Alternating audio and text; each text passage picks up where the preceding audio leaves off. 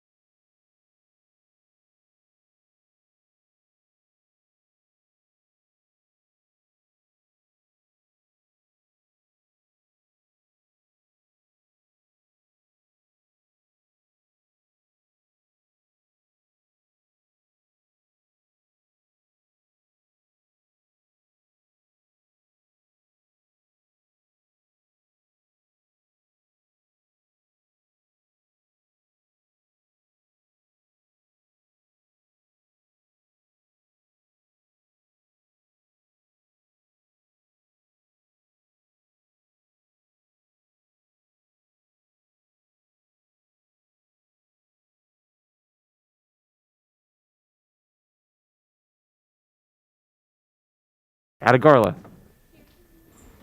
Idvate, Anderson, Bender, Buma, Emery,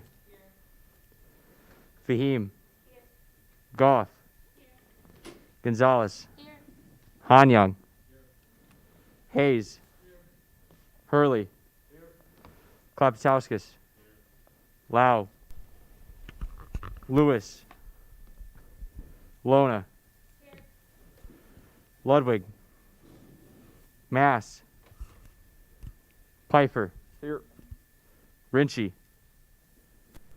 Schulte, Springer, Stenzel, Stevens, Weathers, Young, Zastro, Idvate. Did I miss anybody? All right, then we have quorum by 2, so be careful how you count your bathroom breaks. We'll now move on to the Pledge of Allegiance, and that will be led by Vice Speaker Gonzalez. I pledge allegiance to the flag of the United States of America and to the republic for which it stands, one nation, under God, indivisible, with liberty and justice for all. Thank you, Vice Speaker. We'll now move on to the program for the evening, and that will be Asset and Annuals Analysis with Finance Director Class. If you could please approach the lectern. Thank you. If you shared it with the Vice Speaker, I think we should be able to pull it up. Okay, cool. But maybe wait until it's on the screen. Thanks. Yeah, that's fine. How's everyone's night? I'm fine. Been here for a while, honestly. Yeah. Busy day. Busy day. Start of the semester, you know. No, God, no. It's going to be much worse.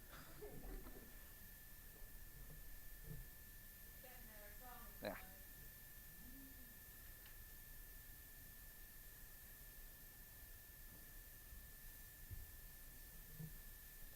All right. You can go to the next slide. You know who I am. So just a reminder for everyone for where we get our money. We have $44 per student per semester. In the summers, that's cut to half. Graduate and professional students, we get 36%, if I'm not mistaken, of their $44, and then it will be 33 for FY23 on. Sorry, that's for FY22. This year, I think we got 42%. I can look later. It's in the bylaw. Historic student government fees. I gotta stand close to the mic. from FY15 to FY19, we got $36.75 per student. For FY20, we got $38, and the daily was added as a fee and taken away as a contract. And then in FY21, which is this year, we got $44 because the daily fee was taken away, and then we got $6 to cover the daily with a contract. Proposed for FY22, the meetings that myself, Vice President Schrader, President Fritz, and Senator Mass go to the special student fee and tuition committees. That's where we set these. The proposal that we made for our fee was $44 per student per semester. So, what annuals is budgeting for is FY22. If you're not, so we do, I'm going to get this wrong, state and not federal, because federal is October 1st to September 30th. State is July 1st to June 30th. So all of the stuff that we're going to see in the future, if it talks about annuals, it's for the next year, next fiscal year, which are those dates. Cool. Annual process. So we have info sessions, which are required for organizations to come through to get that. They listen to me for 20 minutes, talk about that, and then I unlock their budget. They have to sign in. Those have been happening this week. I have 4 more. Yeah, 4 more. I'm expecting the Zoom ones on Friday to be very full. And then after that, we have help sessions, which is 2 weeks, Monday, Wednesday, Friday. I'll be in the West Sauce for people to just like open house, drop by, ask questions about their budget. And then we have hearings. So a hearing is a 20-minute time for the club to come where they present their budget for the next fiscal year. So we have anywhere from like, a club might only request like $90 for, printing and a mass email. Sorry, 86. Or clubs can come through like Sub that have a budget of $200,000 plus. So they all get a 20-minute slot. We make sure the finance committee, there's 11 of us, we check it against PNC, and then we preliminarily approve it, which is finance committee has kind of approved it, but then we have budget. What am I blanking on? At the end, what? Yeah, budget balancing, thank you. Where we do the report of how much we're still committed to fund, and then I compare it to the fee projections for next year. So the Office of the Registrar provided me with fee projections for next year. I do all of that math. I figure out how much it's going to be for regular annual allocations. And so if we're over, we still have to go through and cut. So then the finance committee goes through and finds places where we can cut. We try to cut places like, instead of everyone getting 2 mass emails, we give everyone 1 mass email. It only cuts $26 per club, but if there's 200 clubs, that adds up quick. Yeah, cool, thank you. So 3 bills to expect in the coming semester, not for a while, some of them. So the big picture bill are all of the finances and all of the accounts. It's on the next slide as the example from last year. And then we have the annual allocations, which is just one line item in the big picture bill separated out to all of the other clubs. And then we have asset recommendations, which includes the asset contracts that Treasurer Rulli will talk about later. Thank you. So this was last year's. As you can see at the bottom, estimated fee revenue is $2,655,536.04. So not everyone pays their U-bills. Enrollment is obviously fluctuating every second. People don't pay their U-bills. It's really fun for the university.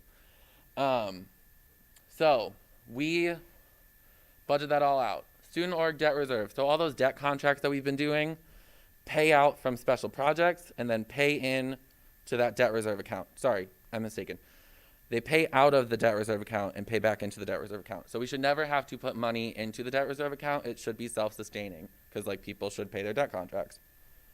Student activity fee reserve, that's 6% of that bottom number has to go into that account in case people don't pay their debt contracts, in case people don't pay their U-bills and things like that. Enrollment changes by a whole bunch. So that, I will tell you, is completely depleted from last year because we charged less for dues or less for fees during the summer because of the pandemic. and enrollment went down to what was projected when we were doing annuals last year. So that is at 0.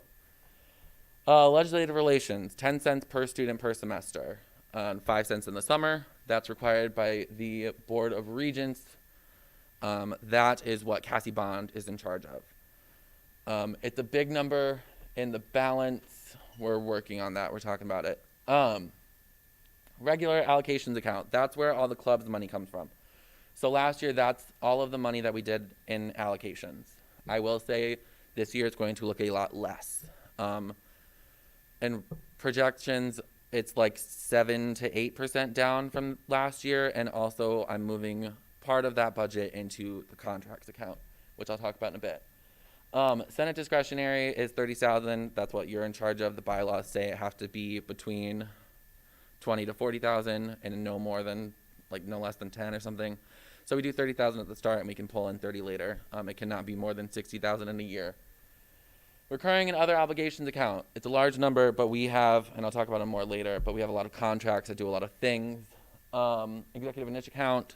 That's another one that's mandated by the bylaws. Asset account is what Max is in charge of, and we'll talk about that more later. That goes to all the nonprofits that we support through that.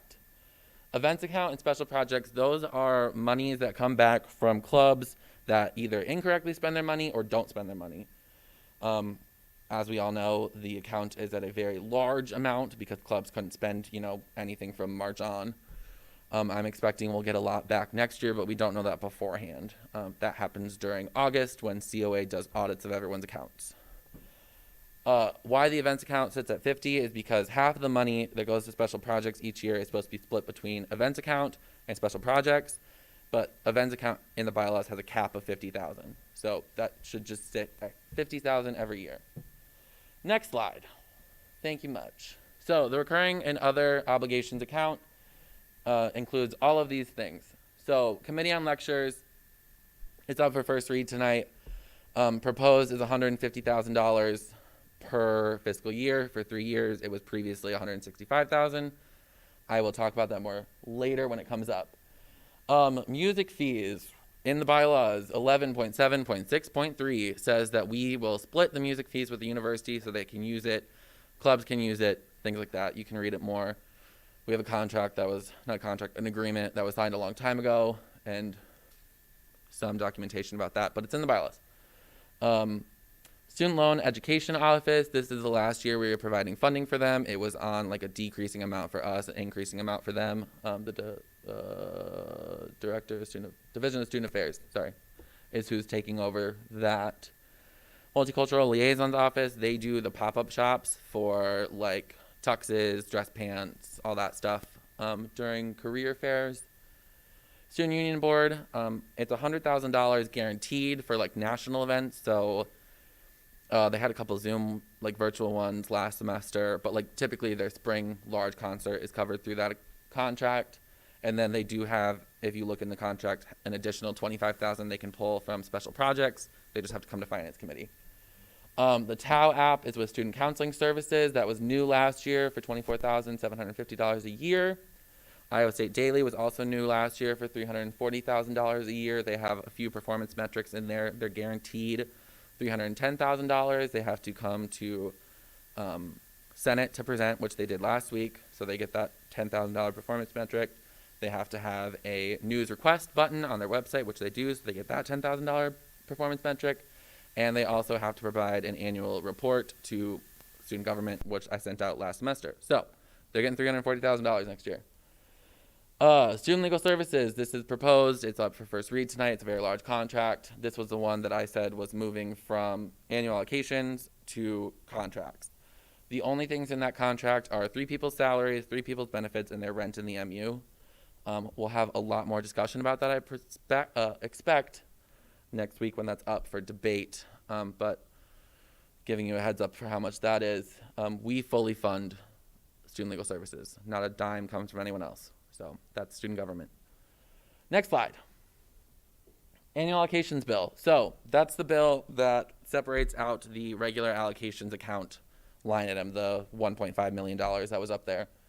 That goes to the 200 plus clubs that we fund. How you'll get that is it'll be a bill that doesn't really say a lot besides the number, and then according to the budgets attached. The attached budgets will be just like an Excel sheet that says like student legal services, this much money. And that's what we give you. You can obviously go on OFP to see further detail or look in the minutes, read the minutes.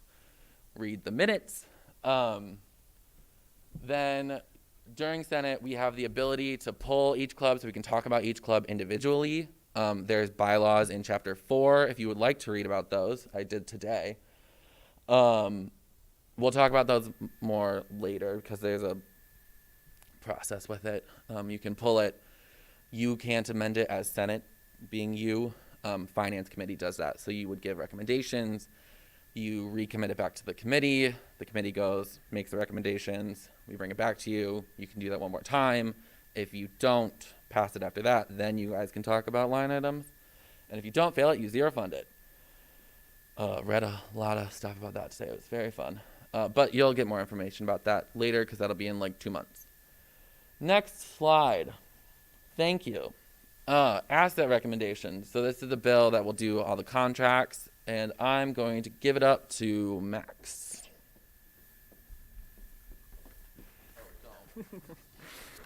Yeah, okay, I'll try to keep this portion short. I'm Max Ruley. I'm the treasurer for student government. The treasurer position primarily works with a program called Asset. Asset's a confusing and often misunderstood process that I hope I can explain more clearly today. Essentially, a small portion of the student activity fee goes to one of StuGov's accounts called the Asset account. The Asset account is used to provide funding to different programs to those in the Story County and Ames area. Student government is considered one of the 4 funders for Asset, with the City of Ames, Story County, and United Way being the other 3. ISU prioritizes funding programs that aim to assist and help students be financially stable, provide food and essential resources, and more.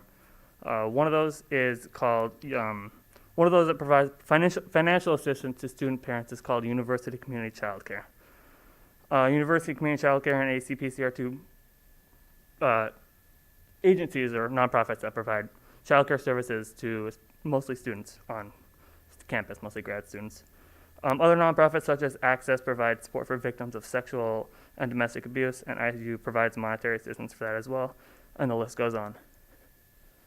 Quick slide. These are the funding priorities that we use to fund different programs. Kind of blurry, but it's really short. It's really small. It's much shorter than PNC, and my plan is to revise it hopefully this semester and bring up a bill to update these priorities. If anyone has any suggestions, but they want prioritized, let me know. You can click again. So the main funding process of Asset occurs in January, so it's basically just about over. It consists of all the nonprofits providing information about their programs, and the members and volunteers of the Asset Board providing funding to programs that fit each of the 4 funders' priorities. So, and like annuals, it determines funding for the next fiscal year. So what I just did in January determines for FY22. After this process is over, funds are written onto a bill, which Matthew explained a bit. It's called the Asset Recommendation Bill, and then we'll also see the Asset Contracts Bill, which is essentially confirming all the contracts that we have with each of the nonprofits. There's a bunch of them that we do, and there's even more that we just don't fund. So after this process, and then it's later introduced onto the annual allocations in the big picture bill. So if anyone has any questions, feel free to reach out to me, or you can go to storycountyasset.org. It has a bunch more information. So go ahead and look around. Thank you. Any questions? All right, are there any questions for the presenters? Otherwise, I think their emails were displayed or they're in the MIS, so please feel free to ask questions. I'm sure they would appreciate it. So moving on, we'll go to open forum. Open forum is a period of discussion for students. So if you are a student and wish to discuss something, please approach the lectern, say your name, and the college of your primary major. Looks like we have Election Commission Treasurer, Chase Krug. Hello, I'm Chase Krug, the Election Commission Treasurer. My primary college is in the College of Agriculture. I'm here tonight to be used as resources if senators have questions regarding the Election Commission bill. The Election Commission wrote this bill to ensure fair and free elections occur during the upcoming 2021 election cycle, and we encourage you to vote in favor of this bill.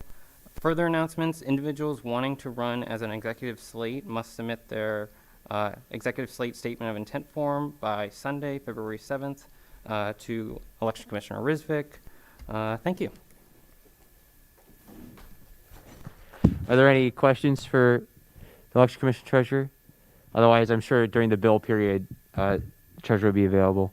Are there any further comments for open forum? All right, then I don't see any, so we will go to adopting the agenda. Are there any amendments or corrections to tonight's agenda? Senator Hurley.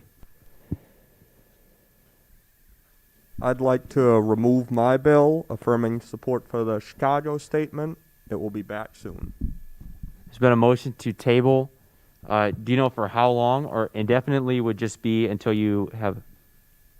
Could I just rewrite the bill and have a new one, or? If you would like to write a whole new bill, I would recommend postponing indefinitely, and then you would put a new bill up. Or if you would like to amend the current bill, you could table indefinitely. I'd like to postpone indefinitely. Okay, there's been a motion to postpone indefinitely 2020-3-073 SR affirming support for Chicago statement. There has been a second. Is there any objection? Okay, then seeing no objection, the bill has been postponed indefinitely. Are there any further corrections or amendments to tonight's agenda? There's been a motion to adopt and a second. Is there any objection? Then seeing none, the agenda has been adopted. Now move on to approval of the minutes from last week's meeting. Is there any amendments or corrections to last week's minutes? There's been a motion to approve and a second. Is there any objection? Then seeing none, the minutes have been approved. Vice Speaker Gonzalez. Motion to add Speaker Ludwig and Senator Advait to the roll. I think Senator Advait is already on the roll, but there's been a motion to add Speaker Ludwig. Is there any objection? All right. And seeing none, Speaker Ludwig has been added to the roll. We'll now move to committee. We'll move to committee reports. First is rules with Speaker Ludwig. All right. Rules met on Sunday for the only time, now that we have a permanent meeting time from 5 to 6 on Mondays. But we met on Sunday. We met for about 2 hours and 20 minutes. We spent most of that on the Election Commission bill, which after some amendments, we sent no bias. And then we also discussed the nomination of Mr. Stanley for the position of Attorney General. That was also sent no bias. We did have the authority statements bill come to us, but since we had been running for over 2 hours at that point, we decided to hold it for a week because a number of people on the committee wanted to spend a decent amount of time on it. So that will be back next week for a vote. Are there any questions for Rules Committee and Speaker Ludwig? Senator Zastrow. Speaker Ludwig, do you want to talk about why the agenda looks all nifty and nice? Yes. So you might have noticed that the agenda came out kind of late this week. It could have been out at 8:30, but instead it came out at 10:30 because I spent a very long time building this table. The formatting would not hold. It's a very uncooperative table, but it looks nice, so I'm keeping it, and I spent a lot of time on it. So It looks very nice. Thank you, Speaker Ludwig. I yield. thank you. Are there any further questions for Rules Committee or Speaker Ludwig? Seeing none, we'll move to Finance, and that is with Finance Director Klass. Who's excited to hear me talk again? Yes. Thank you so much, everyone, for indulging my voice. So, yeah, I basically talked about a lot of stuff already, but I'll talk about the bills that are up. Funding ISU blood drive, that's a very simple bill. They're here. They'll talk about it. We sent it favorably.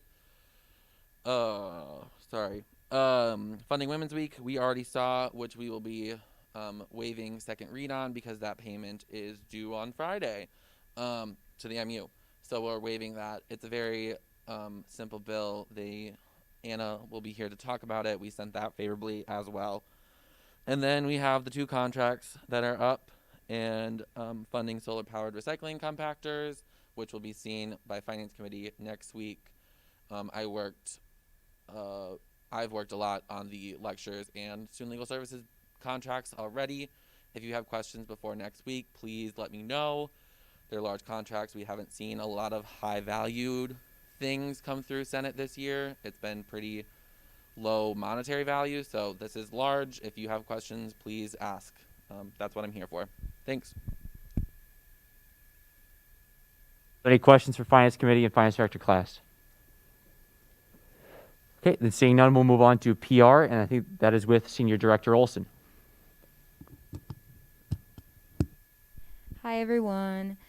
So basically this week we have been focusing a lot on the Election Commission and making sure that everyone is aware of the upcoming elections, and also if anyone's interested in running, that they are aware of that. So we're working with a lot of other governing bodies and individuals in order to make sure that a lot of students know.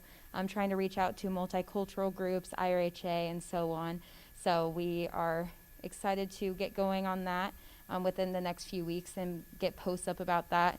In general, Women's Week Conference, I'll always have some updates on that. We are going to have our graphics done hopefully by the end of the week and get that out to all of the people that we are working with, along with having questions done for our panels and have moderators chosen. So I hope to see you all there as we start getting those graphics, and any help we can get would be awesome. So if anyone's interested, please just let me know. There's lots of things that you can do. Thank you for everyone that signed up for Club Fest this Friday. There might be a few slots open still, but overall we have enough people in order to kind of man the table.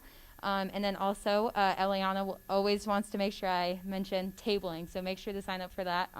It's a fun time. We got a lot of fun stuff to hand out. And overall, just making sure that we're keeping up with our posts. A lot of mental health things coming out, diversity and inclusion graphics, so we're excited to get that going. Are there any questions for PR Committee or Director Olson? Vice Speaker Gonzalez? Do you have any buttons left?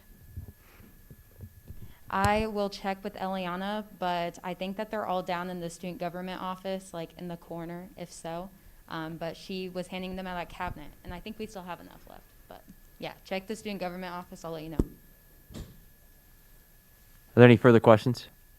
Seeing none, we'll move to Diversity and Inclusion Committee with Director Perk. Hello. So main update this week, you all should have gotten an email about earlier this afternoon, Professional and Career Prep Week. We're super excited about that. It's been a lot of coordinating and a lot of ad material making and everything. So I really encourage all of you to take advantage of those sessions, because we have some really knowledgeable people participating and it'll be a really good time. And then as far as you might have noticed on that Wednesday, it's like TBD. We're trying to get something set up for international students, where kind of just like a session about navigating finding a job in COVID as an international student. So we'll keep you updated on that. And I don't want to take up too much time, so if you have any questions about like projects that you remember me talking about last semester or anything, my email is always open. And yeah, thank you. Are there any questions for Director Perk? Senator Hayes. Have you worked with the international student ambassadors? I think like they've been working on finding jobs recently, or job opportunities for international students recently. They may be a good resource to look out to. Yeah, I'll definitely reach out to them. I've chatted with Elliot Uhl, who is an international student advisor, and then as well as International Student Council, and then Taryn Recker from LAS, who has done like some sessions for like the first year experience international student class. And so hopefully between all those different avenues, we'll be able to find someone that has time and is willing. But yeah, thank you for pointing that out. Are there any further questions for Director Perk? Then seeing none, we'll go to Student Initiatives Committee with Senator Advait. Hello, everybody. Give a swipe. Please sign up. Just to clarify, you don't need a meal plan to sign up for this. All you have to do is go to the link. There's many slots open. Pick one. Go with a buddy. Have a good time and feel good because you help with the charitable cause. So please, please, please, if you have the time, sign up for Give a Swipe. Now, about the committee, we had our first meeting this afternoon. From this point onwards, we're going to be meeting 4:30 p.m. Wednesday in the West Houston office space. So now you know. Senator Hayes was elected vice chair, so congratulations to Senator Hayes. We also looked at 2 resolutions. The e-scooters resolutions was sent favorably to Senate. We got the opportunity to ask Speaker Ludwig a lot of questions. Speaker Ludwig gave us a lot of useful info. It seems like an exciting prospect, and I'm sure all of us are looking forward to looking at the resolution when we're voting on it later tonight. The Chicago statement resolution put up by Senator Hurley was not discussed in committee. We sent it no bias because the sponsor reached out to us and informed us that they were planning on removing it off of the agenda for tonight. And then with more committee stuff, we shortened the list of practicable, doable goals, keeping in mind the constrained time and resources we have. So our primary projects now are working with student counseling services, a sort of collaboration to work with student insecurities and increase signage on campus for mental health services. Sort of a segue is we also decided we wanted to have a PR committee collab joint meeting thing. I talked to Senator Hayes about this, who's also on PR committee, and we'll be reaching out to PR committee to sort of see what their goals are and how we can work with them. Give a swipe, already talked about that. Campus Safety Walk is another, I know I've been talking about this all last semester, but this semester it'll actually happen. Yeah, that's all I have. If you have any questions, please do. Oh, Senator Hurley. Would a non-student government member be able to table for the Give a Swipe program? absolutely. Okay. There are no actually, I'm not even sure you have to be a student to table for the program. So I was talking to our wonderful advisor earlier today, encouraging them to see if they had open time slots available. Okay, thank you. So yeah, please reach out to your friends. No meal plan required. You'd be asking students to donate. Oh, thank you so much. Thank you, Speaker Ludwig. I really appreciate that. Vice Speaker Gonzalez. Oh, I'm really sorry. Okay. Vice Speaker Gonzalez, I love you with all my heart. I really appreciate that. Yeah. Any other questions? Sweet. Thank you. All right, and then just to clarify, that link that you sent members of student government can be used by anybody. That's the link that anybody can use to sign up. Correct. Right. Send that on to everyone you know. Encourage them to sign up. This is a great program. Thank you. All right, thank you. Are there any further questions for SI committee? See, now we'll go to Civic Engagement Committee, and that is with Senator Schulte. Hi, everybody. So we've been struggling with scheduling, so we have not had our first meeting yet. Hopefully that will be remedied by next Wednesday. However, we've got some exciting programs we've got planned for this upcoming semester. We're continuing our collaboration with SHOP, the food pantry, and working on getting them some funding and then just general support. We've also got a few programs scheduled with the League of Women Voters. And then also we've got a really exciting opportunity with Ames Public Library, where we're going to be trying and focusing on letting Ames, Iowa State students know what's happening at the public library and also all the resources that they offer them beyond Iowa State. We've also got a program in the works to encourage freshmen or anyone living in the dorms to get more involved in restaurants and small businesses in the Ames community. And I think that's about it. We'll see what comes out of hopefully next week's meeting. Are there any questions for Civic Engagement Committee? Seeing none, we'll go to comments from the executive branch with President Fritz. Hello, everybody. Happy Wednesday. So first thing that happened this week was the Memorial Union Student Advisory Board meeting. For student government members, that was myself and Director of Affordability, Julia Campbell. And so really at that meeting, we worked on brainstorming new revenue streams for the Memorial Union. So kind of projects that they're working on is trying to, bring in, businesses, services or products that people would like to see within the MU. Just because, increased income for the MU means that they can provide more low-cost services for students free of charge.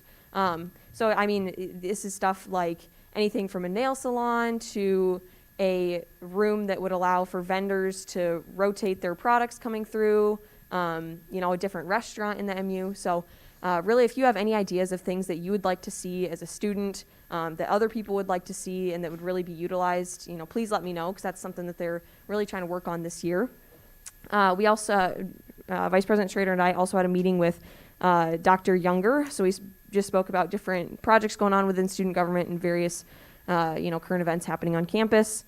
And finally, we did the Secret Santa and this Saturday morning studying this past week, and that was a lot of fun. So we're going to work on planning some more of those events throughout the semester here. So if there's any activities or stuff that you guys would like to do or particularly see, just let me know and we can get those planned. So that's all I have. Are there any questions for President Fritz? Senator Hanyan. Quick question about the Memorial Union meeting. Do you know if those revenue streams that you discussed are more partnerships with external businesses and organizations, or if they include internal sources of revenue the Memorial Union could take as well? Both. Okay. But more so in the past, we've focused on internal revenue streams. So this could be a way to focus on some of the more external ones that are partnerships with private entities as well. So, anything is open here. Sounds good. Thanks. Yep. Any further questions for President Fritz? All right, and seeing none, I'll recognize Speaker Ludwig. I move to add Senators Buma and Rinchi to the roll. There's been a motion to add Senators Buma and Rinchi in the roll. Is there any objection? Seeing none, the senators have been added to the roll call. We'll now move on to external matters within External Matters 2020-3-043F, funding the ISU blood drive with Senator Zastro.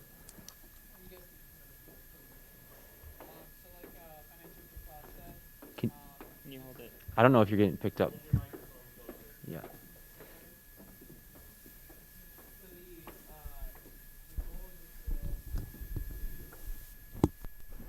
The goal of this bill, there we go. So if you guys just want to talk a little bit about what the blood drive does and why you need this money. Can you guys hear me all right? Cool. Just a little bit about the blood drive. We're the second largest intercollegiate student-ran blood drive in the nation. So that's a really good look for Iowa State. I believe last semester we had about 1,100 people come donate, which you can save up to 3 lives with each donation. So if you look at it that way, that's about 3,300 lives saved. So it's a really incredible experience that students all over can come participate in. And give back to their community. It only takes about 20 minutes of their day. So just a really wonderful opportunity in general. Unfortunately, due to COVID, we did have to move our location from the MU over to Stevens Auditorium this past semester, which worked fairly well in terms of utilizing the space, also being socially distanced and safe during this COVID time. Which, not even to mention, during this epidemic, blood has been needed more than ever, with the antibodies and everything like that. So, so we moved to Stevens. It was more expensive, so we are really hoping for this bill to get through so we can cover the cost of Stevens Auditorium, just because right now with our current budgeting, it's just not super sustainable. That's pretty much it about blood drive. I'll let Gavin say anything if he's got anything else. Yeah, he about covered it. Generally speaking, we wouldn't be here in general. Like he said, we'd be in the MU, but we were kind of forced our hand to move due to COVID. Unfortunately, Red Cross covered a vast majority of the funding of CY Stevens last semester, but that's just something that they can't feasibly do every semester, and we can't feasibly cover this cost every semester. So with that being said, hopefully next year we'll be back to normal life, and we'll be back in the MU, and we won't have to be back here. But this would be amazing, and we couldn't thank you enough. So, yeah. And thank you guys for hosting this as well. So I'll move to make the Finance Committee amendments. There's been a motion for the Finance Committee amendments, and they don't need a second since they're committee amendments. So, are there any objection to consideration? Seeing none, we'll go into debate on the amendment. Senator Zastro. These are just basically technical things. Call the question. Second. There's been a call to question on the Finance Committee amendments in a second. Is there any objection to voting now? Seeing none, there's been a call for unanimous consent. Is there any objection? And the Finance Committee amendments have been approved by unanimous consent. Back to Senator Zastro for opening comments. I will yield. We'll now enter the general debate period for the bill. Is there any comments or questions about the bill? Senator Hanyoung. Hi, thanks for coming. Just for context to the group here, could you explain a little bit about other COVID safety precautions you all had over the last semester in addition to moving to CY Stevens? Yeah, so we moved to CUI Stevens. We actually had to ask a couple times to get this stage, the front part of the stage, increased or raised up so that we could increase our surface space. In general, we had to reduce the amount of beds that we had that the Red Cross could bring. So we had 6 feet of distance between each and every station for donating blood. In addition to that, we didn't have any more walk-in appointments. Everything was scheduled. So we were controlling the amount of people in the building pretty much at all times. So we also had one entrance that students would come through, and there was just a general flow of the building. You would come in, you would come sit down your waiting spot after you checked in with your appointment. We actually have, typically we have volunteers on any given semester. This year we had volunteers specifically with the forefront of COVID in mind. So they were spraying chairs after students were sitting down at them, making sure that all surfaces were cleaned, and just making sure that everyone was following the rules on the ground, the tape that showed the flow of the building so that we could be as safe as possible. Okay, that's great to hear. If there are no other placards, I'll go ahead and call the question on the bill. I'm going to call a question in a second. Is there any objection? And Senator Zastro, if you have closing comments. Senator Zastro moves the bill. We'll now move on to a roll call vote. Please say yes, no, or abstain. Atagarla. Yes. Idvate. Yes. Anderson. Yes. Bender. Yes. Buma. Yes. Emery. Yes. Fahim. Yes. Goff. Yes. Gonzalez. Yes. Hanyang. Yes. Hayes. Yes. Hurley. Klebatauskas. Yes. Lona. Yes. Ludwig. Yes. Pfeiffer. Yes. Rinchie. Yes. Schulte. Yes. Springer. Yes. Stenzel. Yes. Stevens. Yes. Weathers. Yes. Young. Yes. Zastro. Yes. Hurley. Then with a vote of 23 to 0 to 1, the funding request passes. Thank you guys so much.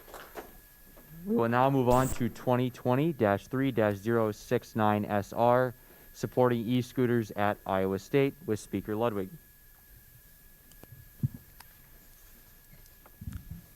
All right. So this is a resolution that is encouraging the university and the city of Ames to work with a e-scooter company to just bring them to both campus and the city.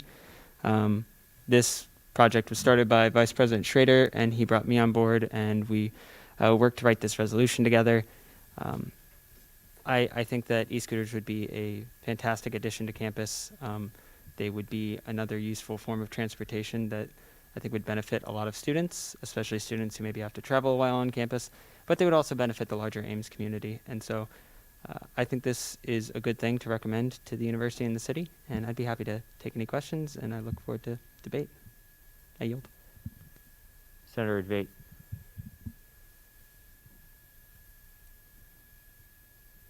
Yeah, so we saw this bill in committee. A lot of people on the committee loved the bill. I just wanted to say, about the one concern I had, and I think I brought this up to Speaker Ludwig. I might have forgotten, actually. It was more from a sustainability side of things. A lot of this is sort of a scooter as a service system.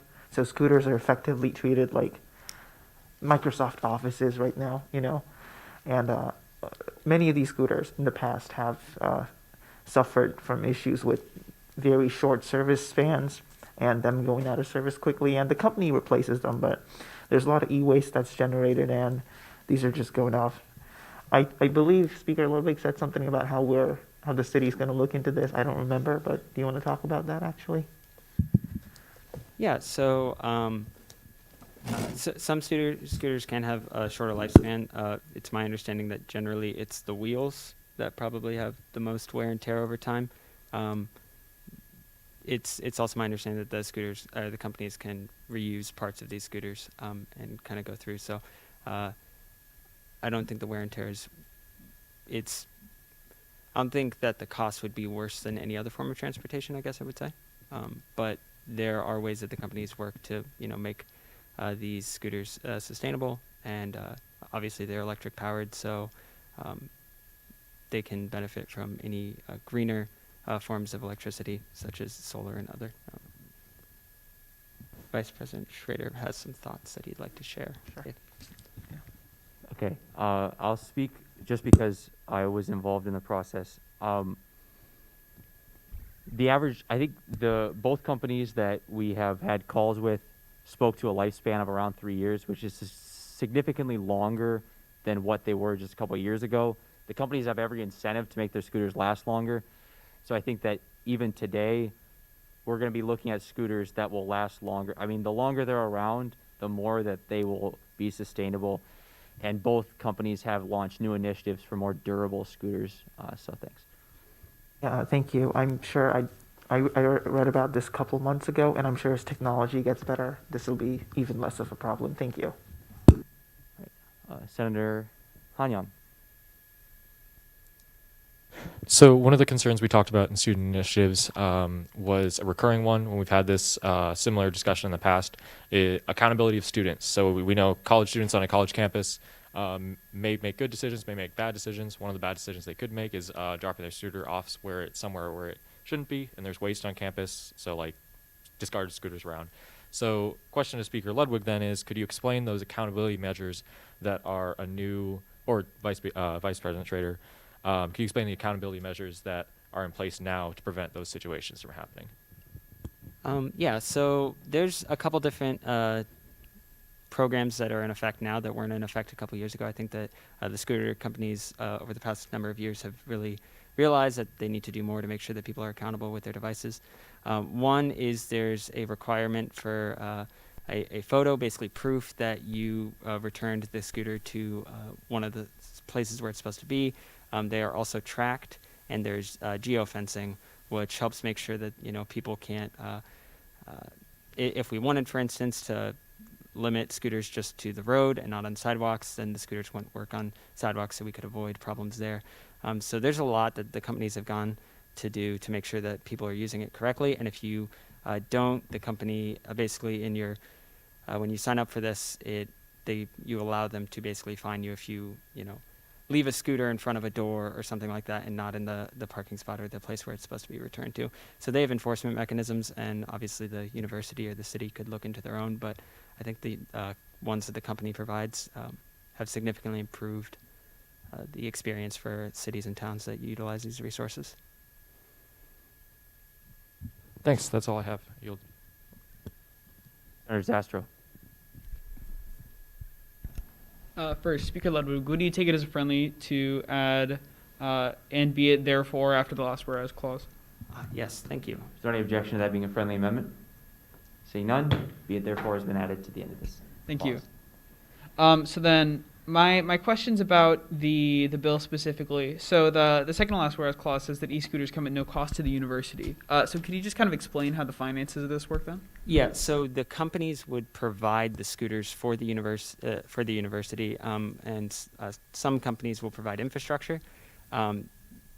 They make most of their money from the scooters running themselves. So basically, as a deal of bringing the companies in, they usually don't charge the cities or towns for the infrastructure and installation or the scooters.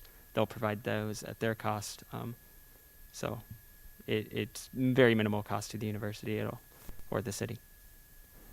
Okay, so then I also have I have another question, and I'll start with you, Ludwig, and then I also want to hear from Vice President Schrader. So a long time ago, SciRide was something that every individual student had to pay for, and then eventually that just became a student fee because that would be easier for everybody, so they didn't have to constantly be paying SciRide. Yes. Is this something that 15 years down the line we could see ourselves just having a scooter fee, and then you waive your ID to get on a scooter? I'm not. None of the conversations I've been a part of, and I don't think any of the conversations Vice President Schrader has been a part of, have included a conversation about that. There are different ways that we could set up a payment program. Either students could have their own individual accounts, or we could set it up through like your ID to pay through like maybe SciCash or something. There's different ways to pay for it that way. There has not been discussions about like a student fee. This would be more on an individual basis. Yeah, I think 15 years is probably a right thing for that. I don't think that payment system exists anywhere in the country, so I think it would be a little early to think about it, but it's an interesting idea if there's a lot of student usage for it. Great, thank you. Then Speaker Ludwig, in the first resolve clause, it says that a successful e-scooter program operator shall utilize full-time hires. Can you just explain what that means? Yeah, so basically right there, we're just saying that, whatever company we bring in, we want there to be staff around to make sure that scooters are getting changed out regularly when they need charged, or if they need replaced with because like a wheel has broken or gone out or something. So basically, all we're advocating for there is that the company that we work with be a company that we know is going to be responsible for the scooters and help maintain them and keep the service functional. And so that would mean that we would probably see somebody from either Ames specifically or Central Iowa who was responsible that we would be able to kind of recognize. Yeah. So typically these companies hire some individuals in the community and have some sort of a warehouse or storage facility somewhere in the cities that they operate where they keep a large number of the scooters, and they have a couple full-time, maybe some part-time employees who switch the scooters out, maintain the sites, and just make sure everything's working the way it's supposed to. And so my last question is kind of just about the relationship between the city and the university. I know that when we've had our joint city council meetings before, there's been some discussion on scooters and the possibility of bringing those to campus, into the city as well. So has the ex officio been communicating with the city council continuously about this? Yeah, and I can direct that to Schrader. We have a meeting set up with our ex officio member for Friday to discuss the end result of this. I think this is simply a statement of student support. The city needs to make sure that whatever program they bring works for the city as well. Yeah, and the city and the university have both indicated previously that they'd like to work together on this. If one gets it, the other should, so they want to bring it in at the same time. So I think starting from here and giving that voice of support will be one more reason for them to take the next step and maybe start having some real conversations with companies to bring them in. That's great. I've been critical about scooter programs before, but the way that this has been set up leaves me pretty optimistic for the future of the program and its success in Ames. So I think we'll be voting yes for this. Thank you guys for doing really great work organizing this. I yield. Senator Fahim.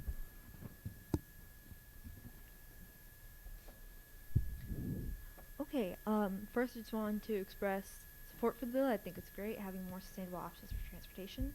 I did have a question about safety issues. People tend to not wear their helmets when they're riding scooters or ride recklessly, and I've known that that's an issue at other campuses that have integrated scooters. So I wanted to see if there are any preventive measures in place to reduce injury. So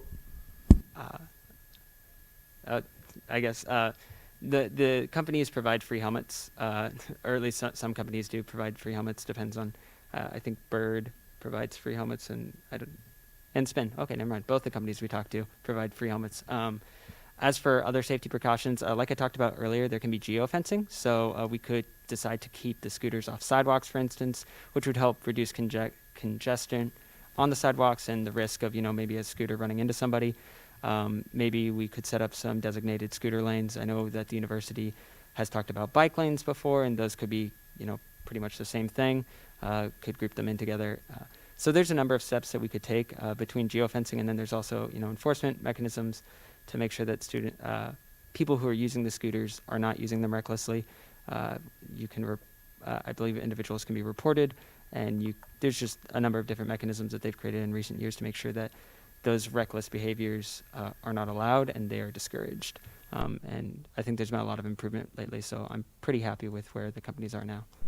Okay, thank you, and I appreciate the thoroughness. I yield. Senator Rinchie. Yeah, a question for you, Vice President Schrader, and then also Speaker Ludwig.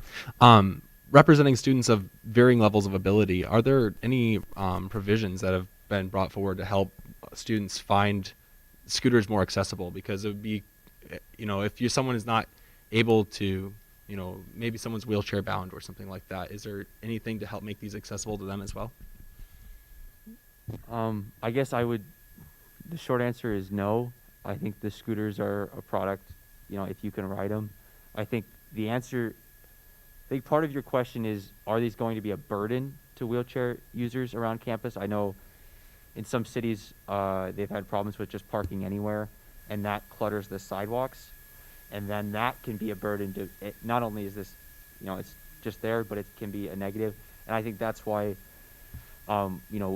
both of the companies stress custom-built solutions, and we have on here, you have to park in specific areas, either incentives or disincentives, but we want to make sure that the sidewalks and it's not cluttered to students, and that's a really important point. And thanks for bringing it up.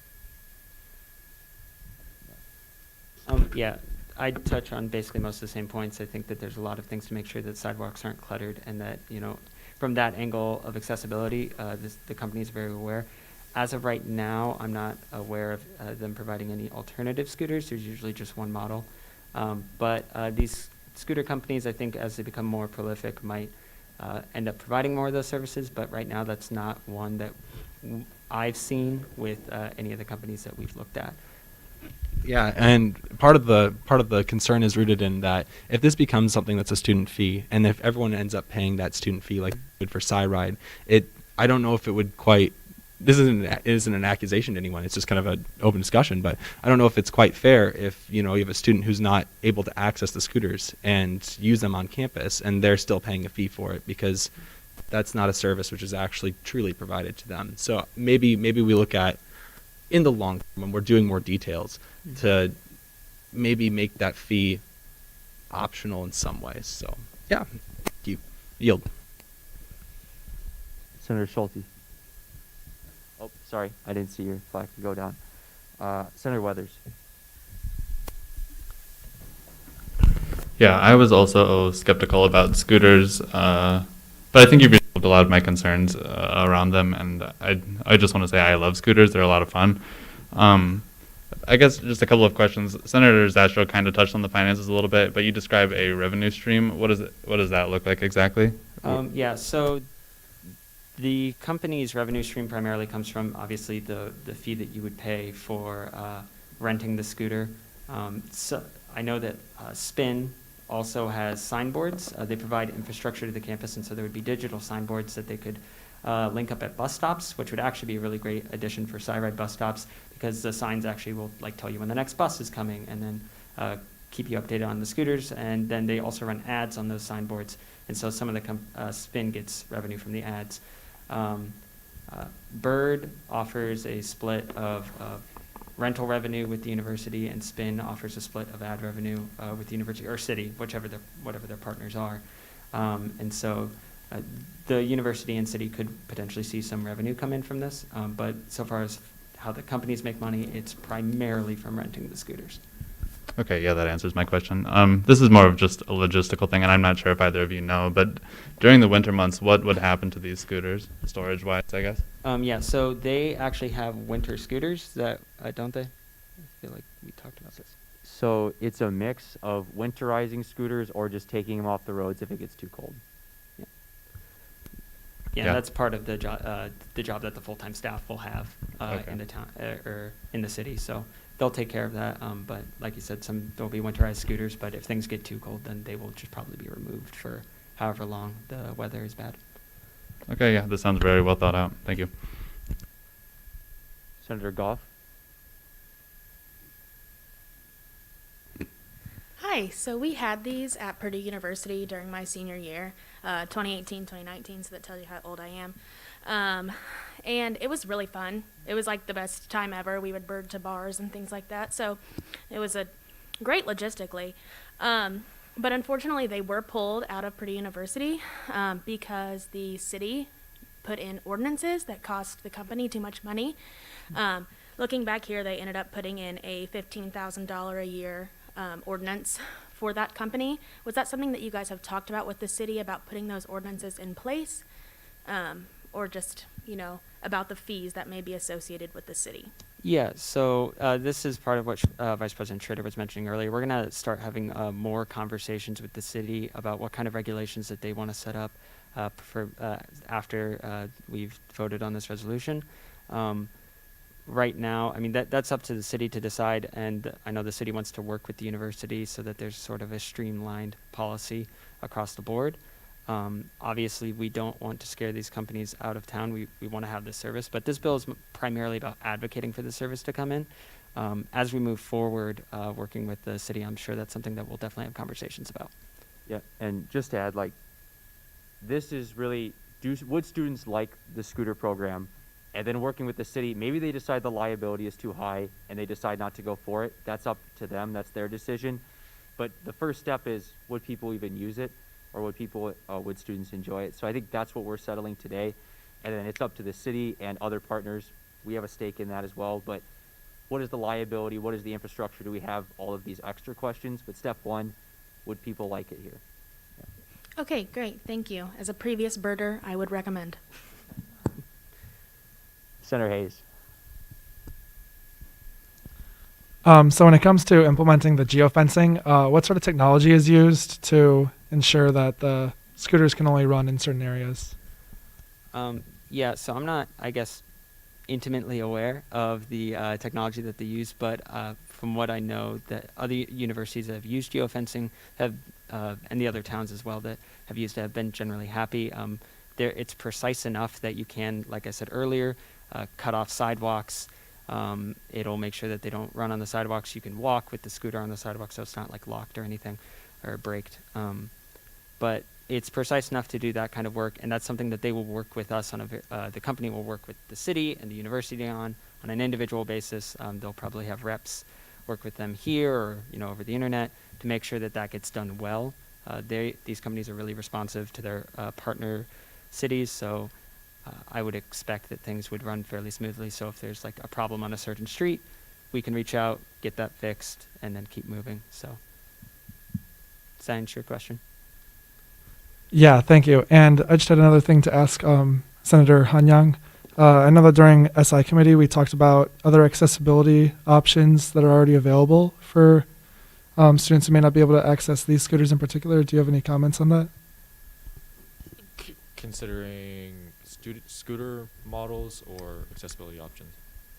I think we were talking about like already. Didn't you say that there was already like existing like rentable scooters or something for students with special abilities? The point that we had made in committee was for students who are in wheelchairs, what those look like, similar to Senator Ranchi's point earlier. So we covered that. But thanks. Thank you.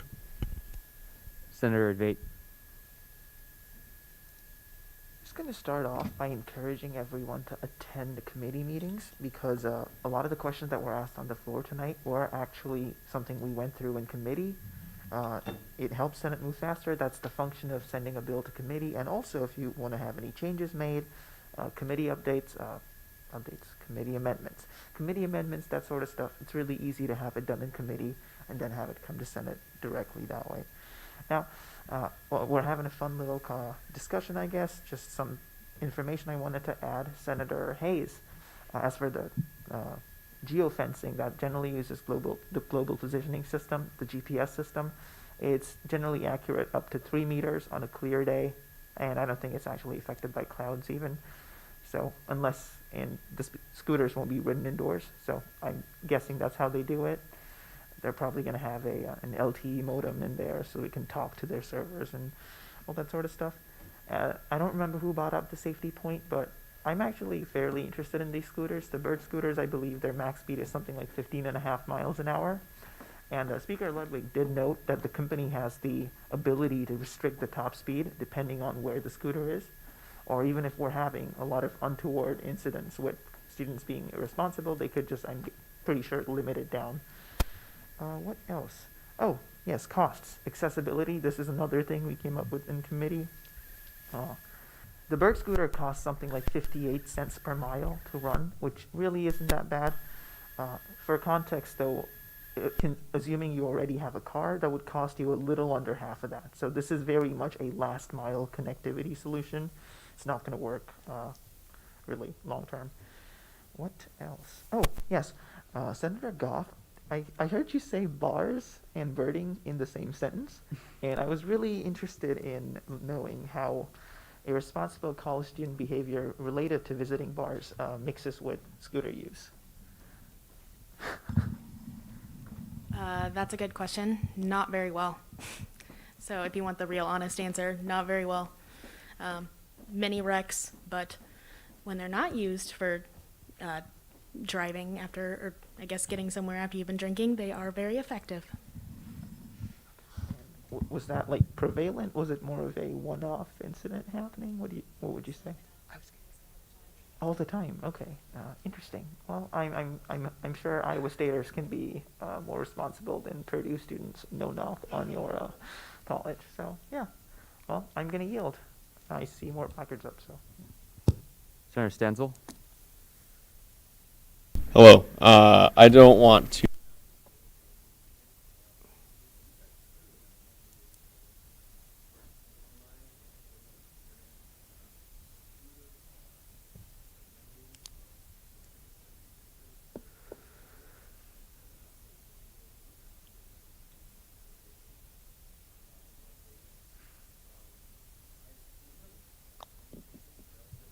Compact, and I really don't. I don't think this is a good idea. I'm going to be voting against it.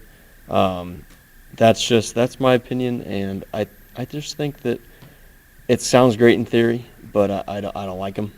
So I'll be voting against. Senator Zastro. I just thought of one more question to ask. I'll ask this to Vice President Schrader. Do you know how liability works with scooters? Would individual riders be responsible, and does that vary by company? I don't. I have an idea, but I don't want to give you a wrong answer, so I'm just not going to answer the question. But I don't want to speak off what I don't fully know for sure, so I don't know. All right, that's fine. Ludwig, do you have the same answer? I guess from my reading, it was my understanding that individuals are personally liable. All right. So that was my understanding. I would rather that individuals are liable than the university or the city. Even knowing that that might not be the case, I think that it's still probably a good thing. So I will yield. Senator Hurley. So I just had a few concerns about this. This took place back home where I live, and I'll just say it's been a disaster. People have written articles, there's a civil war between people and scooters back home. You know, because do we have a lot 2 rule? Will that be in place here? I've noticed I'm not seeing that in the rules. Are you talking a lot rule? No, a lock 2, where it's required that they are locked into place. It is, I know that one of the companies just has kind of like a parking lot system, so you're supposed to return it to a general area. Okay. The other one does have like stations where you dock the scooters. Yeah, I've seen quite a bit with the handicap community back in Boston. You know, people leave them on the sidewalk, things to that effect, and people who are handicapped and are not able to move these things, it's a major hindrance. I also was concerned, will there be designated parking? Will it be shared with the bike lots? What was the look for that? It would be designated. It might be near the bike positions. And so far as concerns about, like you were speaking to, concerns about scooters being left in like handicap spots, for instance, that's a big reason that these companies has focused so much on accountability.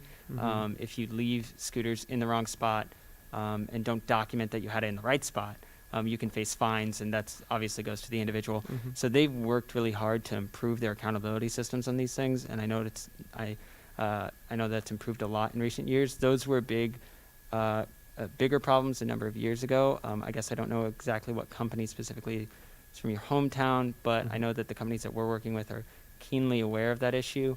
This was actually a concern that I had coming in when Vice President Schrader originally approached me.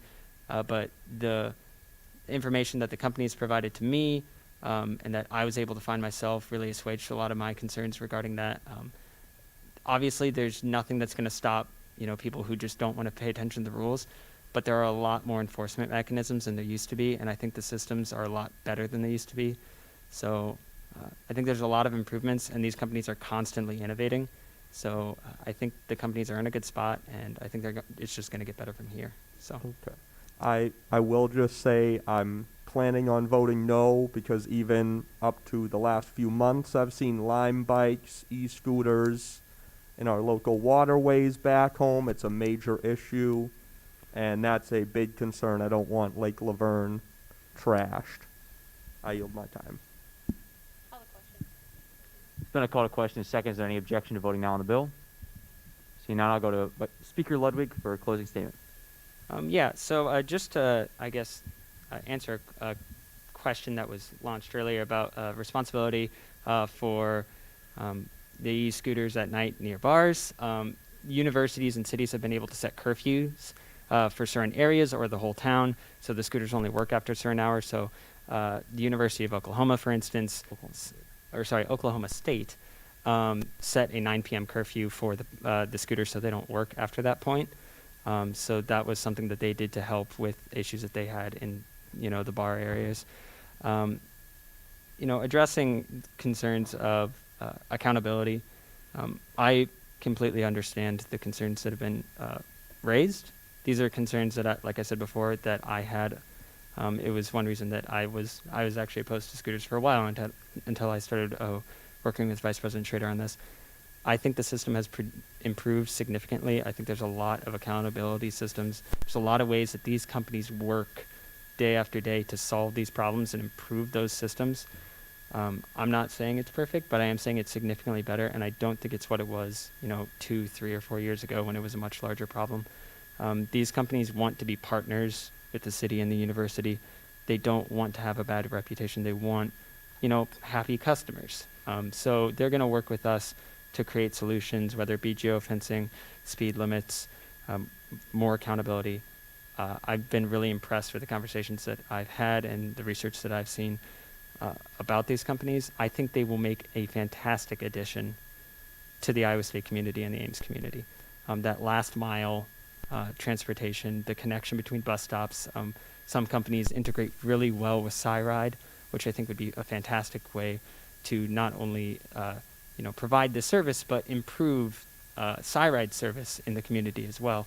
I think they integrate well with the kind of community that we have. I think that it would be a fantastic addition, and I encourage you all to vote yes on this resolution. Thank you. I yield. Moving to a placard vote. So please raise your placards up for yes on the resolution.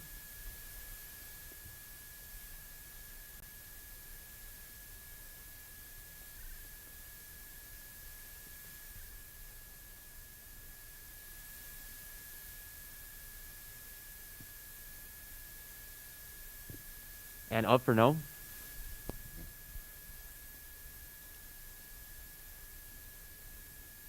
And up for abstentions. With a vote of 17 to 7 to 0, this bill passes. We will now move on to 2022-3-041Y, Election Commission Bill with Senator Zastro. So I mentioned a little bit last week. So this is a bill that the Election Commission asked me to write over winter break. Most of the contents of the bill is things that I put in bylaw speak, but that were originally requested by Election Commission. I see we have a couple of members here. So if there are any questions, you can ask them to me if they're bylaw related, but if they're content related, they're probably better directed at the members of Election Commission. So I'll motion to make the Rules Committee amendments. It's been a motion for the Rules Committee amendments, and it doesn't need a second. Are there any objections? And we'll go right into discussion on it. Senator Zastro. So these are some pretty significant amendments.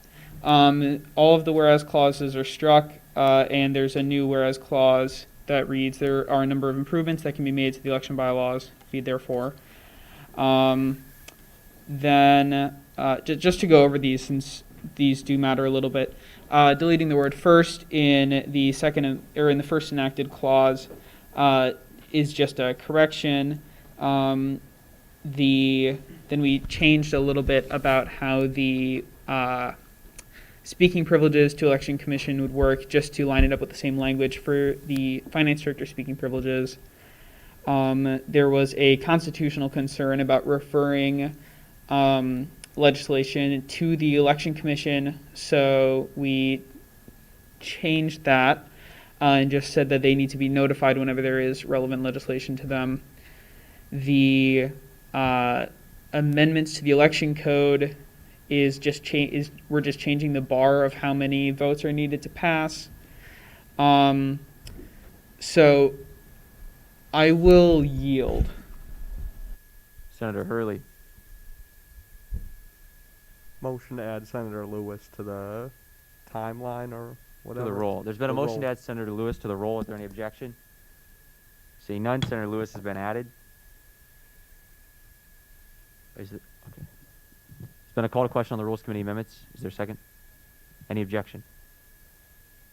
Okay, then we'll go to a placard vote on the rules. There's been a call for unanimous consent. Is there any objection to approving the Rules Committee amendments by unanimous consent? Seeing none, the Rules Committee amendments have been approved by UC. Senator Zastro, back to you on the opening statement. Yeah, so there are a few different things that happen in this bill, and although it is one bill and it covers one topic, I think that they should be kind of considered separately. So the first section basically gives election commission or the election commissioner or their designee speaking privileges, the same way that we gave speaking privileges to Finance Director Class. The next bit says that any amendments to the election code during the third session must pass by a 2/3 vote of seated senators. This would make it so that there's a higher bar for when we're changing the election code during the election season. This would hopefully make it so that senators aren't able to change the election code to benefit their own campaign. That's the intent there. Then to talk about the stuff that's more relevant to the duties of the Vice Commissioner and things relating to the Attorney General, I will yield the rest of my time to Chase Krug.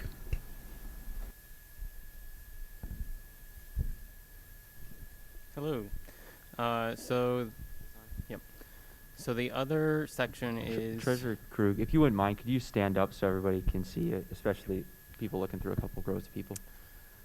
This section is regarding changes to the violation procedure. It pretty much changes the violation procedure to the previous system, with the Attorney General being an advisor to the Election Commission, and then the Vice Commissioner gets the role of investigator back again, and the Election Commission has the ability to investigate violations. So if you have any questions, we're here to help. Yield back to Zastro. Moving to general comment period on the bill, Senator Springer.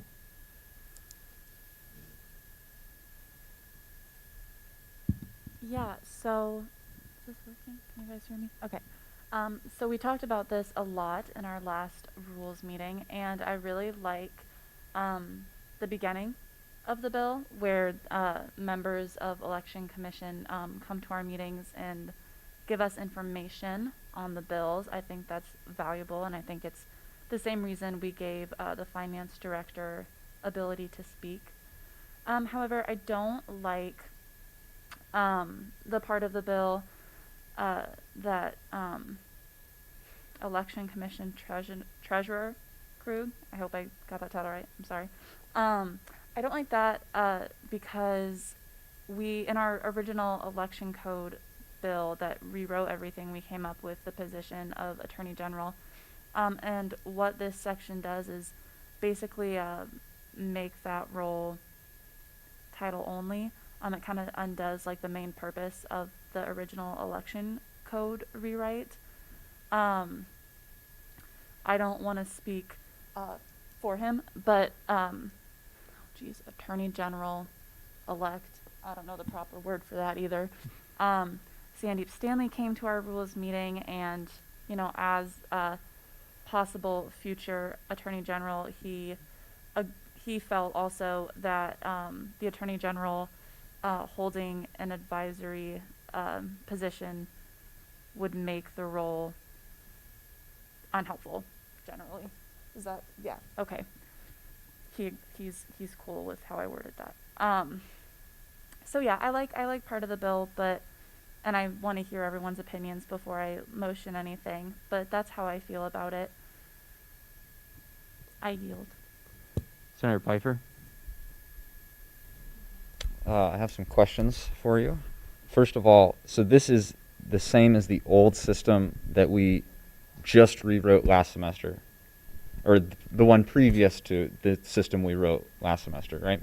So, yes. So the reform last semester, when we looked through it, it just doesn't work for the election commission. The rules of the court are designed for the Supreme Court. I can have it here. So what the reform did was it made election commission have to now hold 3 meetings per violation. So that is a preliminary meeting, a pretrial conference, and a trial meeting. And our main concern is the timing. We are doing elections at this time, and it's going to probably move the violation process to 2 to 3 weeks instead of 48 to 72 hours. So at that time frame, the election cycle is only 3 weeks long. So someone who has a violation would not have it settled until after the election. So any punishments are then mute. So it the reform does not allow for the election commission to really do anything. We're kind of just stuck. So these changes will go back to a simple system where the respondent, sits down with us and we have a discussion on whatever the violation is, and then the election commission goes from there. Also, in addition, the reform created where the respondent has to create what is called a legal brief. It's a 5 to 6 page paper, essentially about their argument.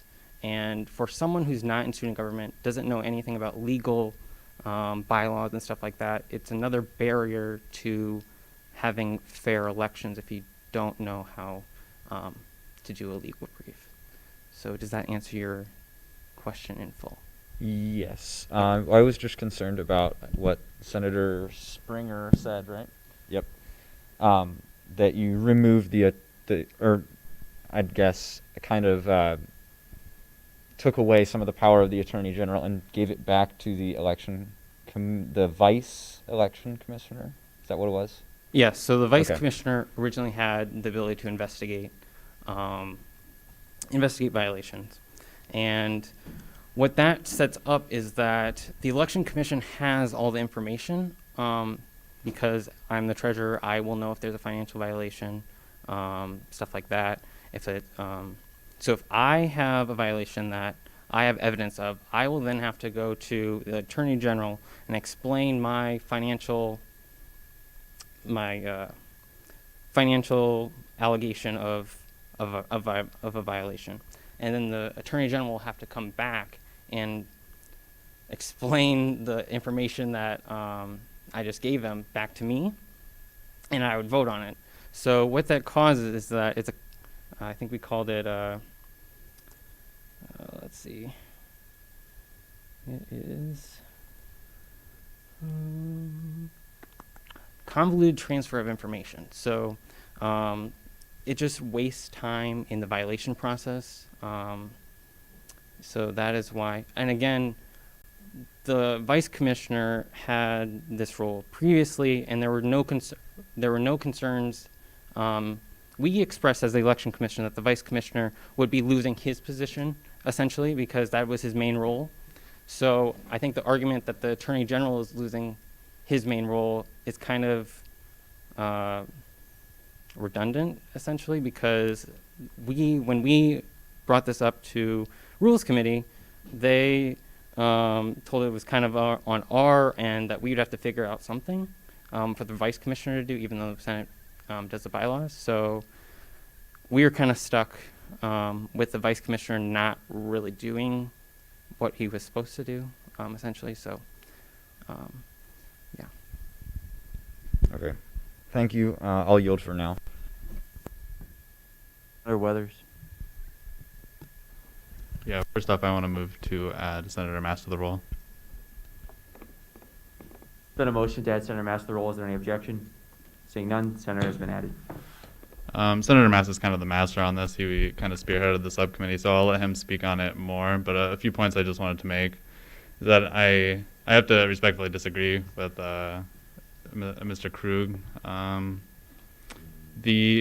you would have to have more meetings, but there's no reason that they would have to take 2 to 3 weeks. That's dependent on how the rules of the court are structured, and that's something that's still in flux.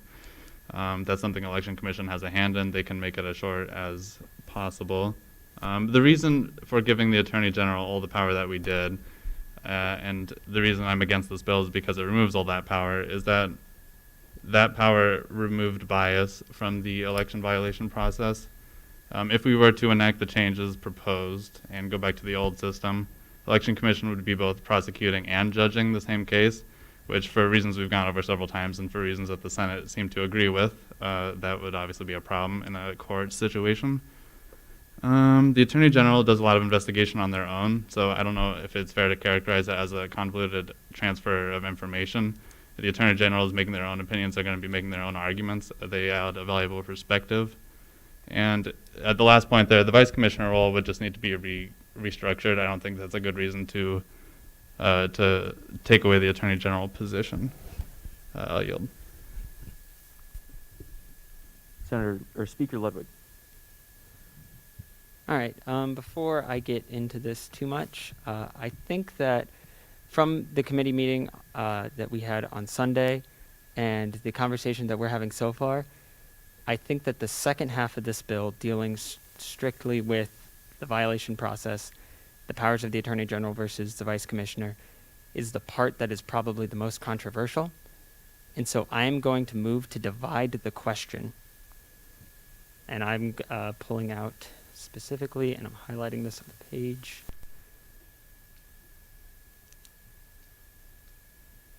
These enacted clauses. And let me...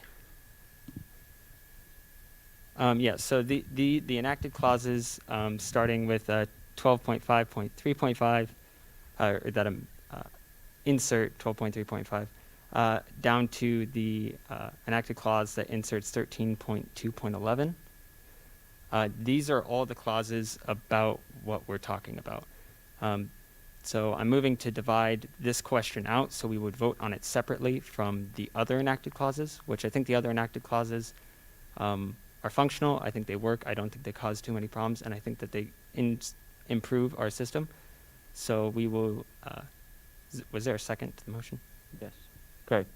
So there's been a motion to split out, to attempt to split out the controversial clauses into their own separate vote, and there's been a second. Is there any objection to doing that? Seeing none, we split it out. We now have two different bills. So we're going to start on what I'll call 041A, which will be the non-controversial section of the bill that is left when the rest of it is split out. So with the consent of the body, I will consider the opening statements by Senator Zastro to be the opening statements for both bills, and we'll just move straight into the debate period on 41A.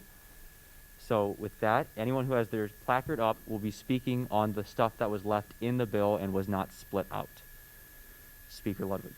Okay, so speaking strictly to the items that are left, I think that these are reasonable changes to the bylaws. I think they improve a communication process with the Election Commission and just clear up some loose ends.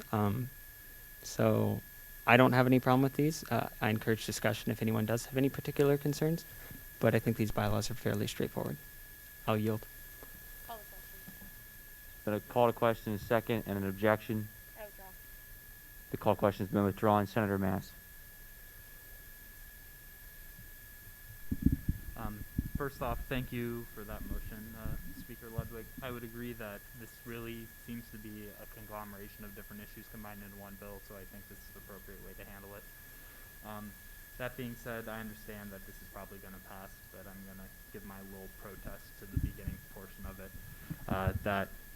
It seems to me that we're kind of trying to solve a problem that we've never seen actually exist in trying to raise the threshold for changing election bylaws and election code during the election season. That has never happened in my time in Senate. It has never happened in anyone who I've talked to's knowledge of Senate in the past.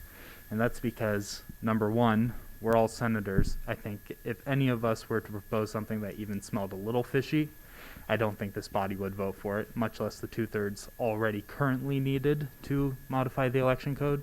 So I don't think making it a higher threshold is necessary. So that's why I'll be voting no on this, but that's my one objection. Thank you. I yield. Senator Pfeiffer. In the first enacted clause, it says 2 speaking privileges. How long would those be? Are those the standard 5 minutes? Yes. Speaker Ludwig? Yeah, okay. Yes. Thank yes. you. So this would be the standard 5 minutes. It's basically so this applies strictly to bills relating to election law or the election code or anything of that sort. It's very similar to what we did with the finance director. Like the finance director can provide information on finance bills. This would allow EC to speak if we have, the election code up or another bylaw bill, for instance, dealing with these matters. Okay, thank you. I yield. Senator Vate. Hey, so I know this is the less controversial part of the bill. There's still some things that stood out to me that I just wanted to talk about. I don't know. Overall, it feels to me like this bill was born out of. It feels like it breaks the spirit of collaboration. I don't know. And I just wanted to talk about it. So, a positive law, right? A positive law is a law that compels an action, and that's generally only brought about if there's issues, if there's problems present, if people are doing something they shouldn't be doing and we want to stop them from doing that. But I'm going to talk about the election code part, right? I've spoken to people who've been here much longer than me. They've never seen any senators try to maliciously change election law to their benefit. And here's the thing, with the threshold here, even if every single person in the room voted in favor of changing something, in the room right now, voted in favor of changing something, we couldn't do it because we wouldn't reach that 2/3 of all seated senators threshold. I think there's 21 people here. We have 29 or 30 seated. That's less than 2/3 of all seated senators. So maybe if there's actually an emergency, maybe not a pandemic again, hopefully, but something that requires us to change the law, this just makes it harder. I really don't understand why this is being done. And I'm sure there's good intentions behind it, but I'm not sure this is something we actually need. And again, if, let's say I turned the bad guy tomorrow, and I wanted to change the Election Act thing to give me unlimited power, automatically put me on every single ballot, what have you. We're all all of you are pretty smart people. You're going to see through whatever I'm doing. All this, I don't understand why the threshold's going up. I think it's just making it harder for us to do our job because there are unforeseen circumstances, and I'm not sure making it 2/3 of all seated. Again, everyone in this room voting in favor of the bill. We couldn't, voting in favor of a change. We couldn't make a change today if we had to. Think about that before you vote on this. I'm going to yield. Somebody object if they want to, but for the information of the body, we do have 2/3 present here today of seated senators. Senator Rinchie. Quick question, Speaker Ludwig. Did we give the finance director a 3-minute or 5-minute speaking privilege? It was a 5-minute speaking privilege. Sweet. Thanks, I yield. I'll go to Senator Hanyan. All right, this is in response to Senator Vate's comment. It seems like the language says that the 2/3 vote is only during the third session, so while elections is going on, which means, correct me if I'm wrong, Treasurer Krug, but you could amend the election code during the first or second sessions with a majority vote. I'm seeing a nod. Okay, I yield. Senator Springer. I just want to direct my time to Mr. Krug. He has his hand up. The reason that about closing the 29 senators is because the election reform bill last semester made the election code where it is year-round. So it doesn't have to be re-ratified each time. So because of that, this higher threshold is there to prevent malice.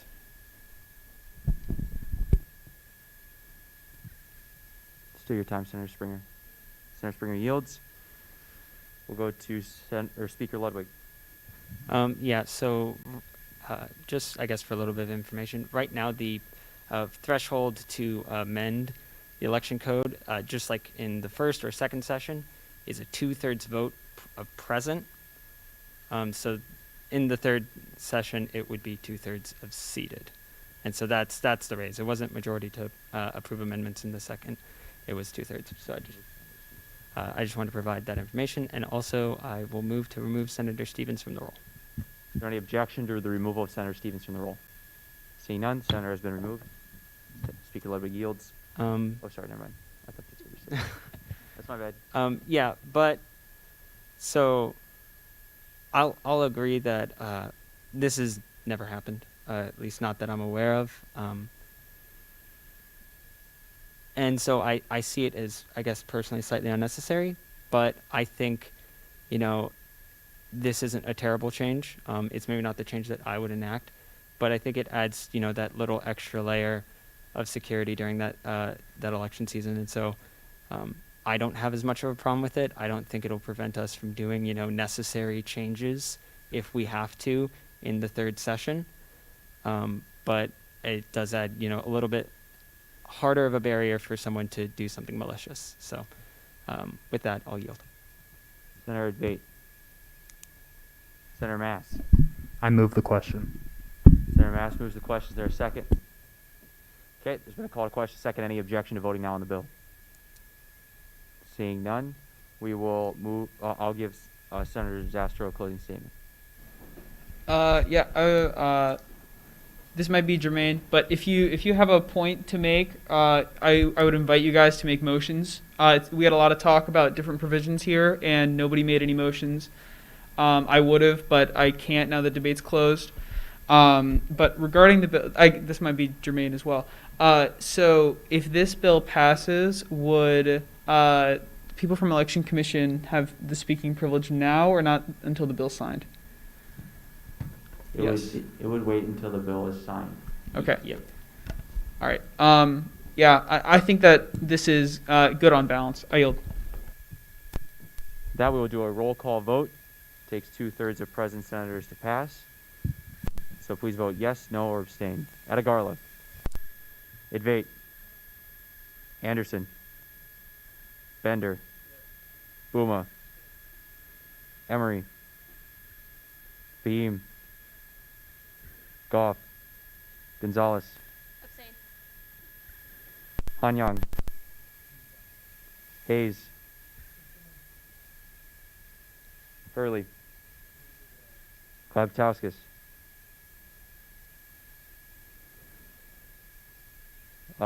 Lewis.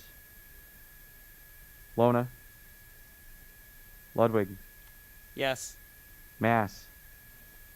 Pfeiffer. Rinchi. Schulte. Springer. Stenzel. Stevens. Oh, sorry. Stevens has been removed from the roll. Weathers. Young. Zastro. Hanyang. Hurley. Pfeiffer. Stevens. Oh, sorry, I keep doing that. Hurley.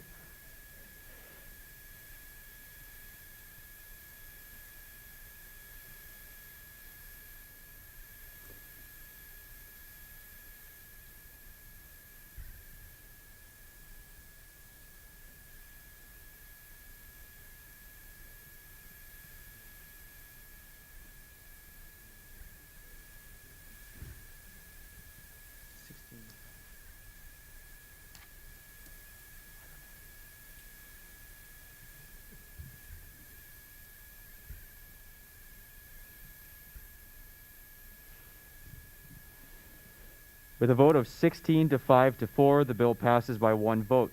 We will now move on to 041B, and that I'm going to, with consent of the body, count Senator Zastro's opening statement for both bills. So we will move into general discussion period on the bill. So please raise your placard if you would like to talk on this bill. So we'll start back with the list I have, if people's placards are still raised up. So Hanyang.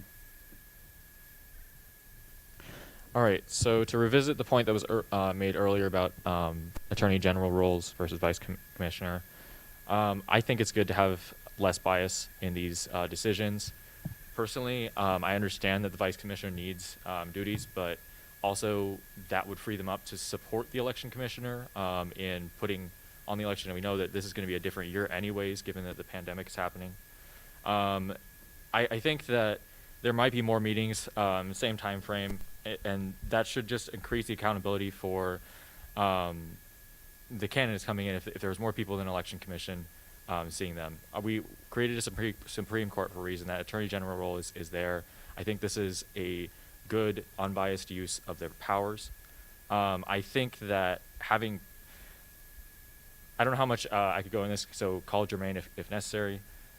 Past cases where election commission have decided have sometimes turned out where the election commission is both prosecutor and judge. Somebody else talked about this earlier, where a violation is made and is brought up to the candidates, and then during the process of this violation, it almost seems like it's decided what the ruling is going to be. So I think there is a concern about this, and I would like to see that our Attorney General is able to make the judgment that they were elected or will be elected to do. Point of information, how many senators are currently in attendance? 24. Well, yeah, 24 are on the roll. As per your announcement, 16 people voted yes, 5 voted no, and 4 voted against. That is a total of 25. Therefore, the bill should have failed. No. 16 plus 5 plus 4 is 25, not 24. Mr. President, any objections to vote counts have to be timely and made at the time of the certification of the vote. Your point is well taken, Senator. If you have objections with the rule of the vote, should have made so at the time. Otherwise, we can review it later if need be.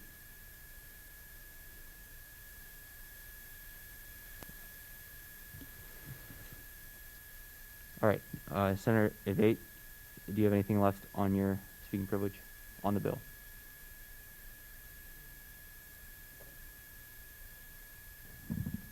Sure. About this part of the bill, well, all right, yes. I just wanted to address a couple of points Vice Treasurer Krug made. First of all, about the rules of the court. And the reasoning behind having election commission follow the rules of the court is that they are effectively acting as a court because they are judging people and determining guilt. And at that point, it does make sense for them to follow the judicial procedures laid down in the rules of the court. If those need to be updated, I don't see why that should be an obstruction to having them follow the fair laws we've already put into place for this sort of judicial process. Some context on this bill. We passed it about 4 months ago. It's been to court. The bill was upheld. It's perfectly constitutional, but now we're here again. Overall, there's just a lot this bill does that doesn't make sense. Senator Han Yang touched on this, but I think the largest regression here is that it's trying to take out the adversarial process. Under the old system, effectively, the prosecutor and the judge was the election commission, the same person. That's never a good idea. If you or me are charged with a crime, we want to have an impartial judge and impartial jury be the ones deciding our guilt and not the prosecutor themselves, because if the prosecutor is prosecuting us, obviously they're already convinced that we're guilty. And that's why you need an impartial third party. And that's why the Attorney General takes over the role of prosecutor to let the Election Commission become that impartial third party. Another thing is this bill originally even so much as took out the automatic appeals to the Supreme Court. So I don't think it's in the bill anymore, but that's just sort of shook me about the intent of the bill. I don't know. And what else did I have in there? What else did I have to say? Yeah, we don't have problems with free and fair election. I think that was the opening statement of Treasurer. Treasurer, I'm going to get back to you. I'm going to give you a chance to respond. Yes, I don't mean to talk over you. But the thing is, we don't have a problem with free and fair elections in the student government. However, what this bill does do is build a robust appeals process and protect student rights, and I think we should leave that in. We've had this discussion a couple months ago, and I think I've rehashed most of the points we made that night, but that's all I have to say. That's why I'm going to encourage us all to vote down this bill, but Treasurer Krug, my speaking privilege is all yours. I would like to clarify that the rules of the court cannot be amended by the Election Commission. That is only the Supreme Court. We have no power to do with the Supreme Court to change the rules. Secondly, if we follow the rules of the court as written now, we as the Election Commission cannot do anything. The rules of the court specifically say Supreme Court, Chief Justice, the Supreme Court, Chief Justice, and in order to change those rules, that's going to take time, and we have next week I am doing an informational session for executive candidates. So the election cycle is beginning next week. So right now, if any election violations occur, they will be dead on arrival because it's going to the Supreme Court, and the Supreme Court can't do election cases because it has to be through an appellate action.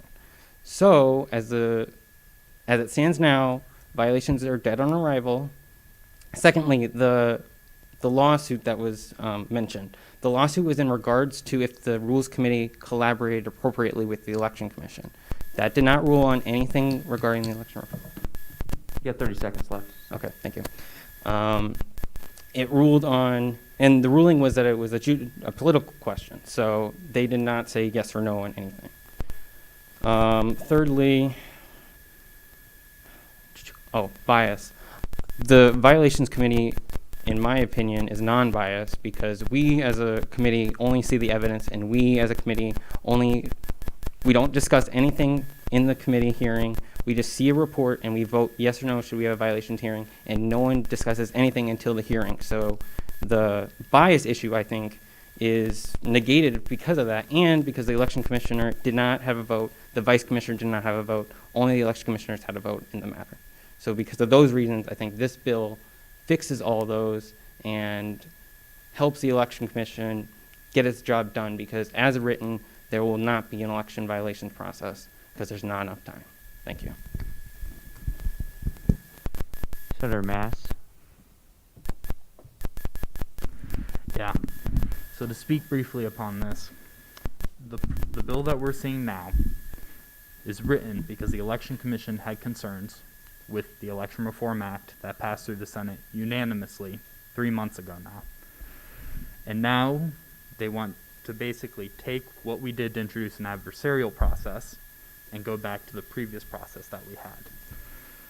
So, as I made the argument 3 months ago, the reason we did this is because in law, there are fundamentally two different kinds of systems. There's what's called an adversarial system and an inquisitorial system. Now that's very technical, but the basic idea is in an inquisitorial system, the judge is also in charge of investigating and trying to figure out what went on. In an adversarial system, the judge is just sitting there listening to arguments from both sides and tries to most fairly decide which side is most close to the truth, because there are two sides to every argument. What we're doing is we're changing from this old inquisitorial system that the Election Commission had to a new adversarial system. Every court in the United States uses an adversarial system because it is fundamentally fairer. There are still a couple countries in Europe that still use an inquisitorial system, but not many. In fact, if you've heard of the Spanish Inquisition, that's the same word. That was one of the fundamental problems that was going on, is that you give a single person the power to both decide, should we even decide if there is a case here, and then decide if they're guilty. We're trying to make things fair because, in reality, if you're a student who's running for office and faces a serious enough charge that they may be disqualified from running or from holding a future office, or even fined $200 or whatever it is, because if you look at our election code, there are some pretty hefty fines in there for some of the offenses. We want to be as fair to those students as possible. We're not trying to let people get away with it. We're not saying even that Election Commission has acted biasedly in the past. We're just saying let's use a system that is inherently fairer and less biased to those students. So I think first off, that's the entire motive here. As to the more procedural complaints that I've heard from the Election Commission and that Treasurer Krug just brought up here about using specific original action procedures from the Supreme Court, he's right in that that is kind of a complicated question that needs worked out. Unfortunately, when we passed the bill 3 months ago, I would have hoped that we start working on that problem then, and then we would have been ready to go for the election season. I have already committed to Treasurer Krug and to Commissioner Rizovic during our Rules Committee meeting this week that I'm more than willing to put my work into helping try and figure out that problem, working with the Chief Justice, working with the Election Commission to help them adjust the rules of the court to make it workable for them. The entire reason we were requiring them to use the rules of the court is because we wanted to have one process across the entire judicial branch. So if you're a student who's completely unfamiliar with the process, you don't have to learn two separate processes in case you later take your case to the Supreme Court. I think we've made this argument too many times about the adversarial process, and now we're just bringing it up again. So then the only points left then are the procedural points. And I'm more than willing to volunteer to help with that. I'm sure Chief Justice Heasley is more than willing to help with that. I'm sure any of the members of the Rules Committee really would be more than willing to help with that. So that's, in my mind, that's what it kind of boils down to. So really, what we're voting on here is adversarial process. Do you want the new adversarial process, or do you want Election Commission to keep their old process? I think the new process is fair. Let's do that. I yield. Senator Rinchie. First, I want to thank you, Senator Mass, for the clarity you just brought there. And then I also want to say that I share in Senator Advait's concern about the last vote. And Vice President Schrader or Speaker Ludwig, if you two could help us make sure that we handle this correctly at the end, I'd really appreciate your help with that. I hope they heard me. And then I'm going to yield the rest of my time over to constituents over here, both Krug and Schmidt. So thank you. Okay, in regarding to, first of all, also another addition that this bill adds rights to the respondent. That was taken out in the last bill. This adds it back in. Secondly, election commissions around the university level, they're in this inquisitional system. It works. This system has worked for the election commission since its inception. Again, in regarding to Rules Committee and their donation of their time, the Election Commission has been trying on multiple times to get in contact with the Rules Committee and its members, and on multiple occasions, we have not received what we requested. It's just not happened. We've requested information on research that never showed into our inbox. We requested information on clarifications. That didn't happen. We gave them a huge list of stuff, of concerns we have, and we wanted them to point out where in the bylaws these occur that solve these concerns, and that did not happen. So the donation of their time, we've requested 6 months prior, and we have not received it up until, we haven't received it yet, but now they're saying that they're going to donate more, but they haven't done it before. Can we keep discussion relevant to the current bill? Yes. Okay, thank you. So that, and I will yield the rest of the time to Dawson. Sorry, since you're not a senator, so can you yield it back to Senator Rinchie? I yielded it to both of them. Oh, okay, great. Thank you. Yeah, so basically, Election Commission, since its inception, is the point both locally, regionally, and nationally, is to provide fair elections in an unbiased way. So with the enactment of everyone saying that they're with concerns of biases, it kind of undermines pretty much the election commission's whole mission in providing fair elections. So that's pretty much all I have. And then are you guys going to help us with the vote here again at the end, please? Speaker Ludwig. Yeah, to clarify, so there's a couple different avenues we could take to, I guess, revisit the previous motion. The one that Vice President Schrader and I have landed on is after this vote on this bill, we can motion to overrule the decision of the chair. Perfect. So that would just basically make sure that we reflect the fact that the bill actually failed. Awesome. Thank you so much. And Do you want to add on that? Go ahead, Senator Weathers. Yeah, I was just going to ask if there's any other avenues, like a revote or something else like that. Yes, another option would be to move to reconsider the motion. That would just have us all vote again. I guess the primary difference is reconsider the motion, we all vote on the bill. Overrule, we're ruling whether or not the chair made the correct decision, and seeing as the chair miscounted the roll on accident, but seeing that happened, I think it's a fairly straightforward fact that we can all recognize that the bill actually failed, and so I feel like that's a straightforward vote we should be able to have. Okay. Perfect. I yield my time. Thank you. Great. Yeah, what had happened is I didn't add Senator Mass to the tally marks on the list, so I had 24 instead of 25. My apologies for that. Senator Hurley.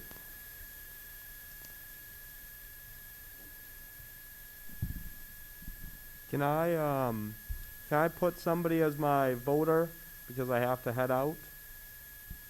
The bylaws state you have to do so 24 hours in advance. It's fine. All right. So if Senator Hurley yields, I'll go to Senator Debate. Okay, there's been a call to question on this on 041B and a second. Is there any objection to voting on the bill? Then Senator Zastro, closing statement. I've tried to remain pretty impartial during this process. I really wanted Election Commission's concerns to be heard.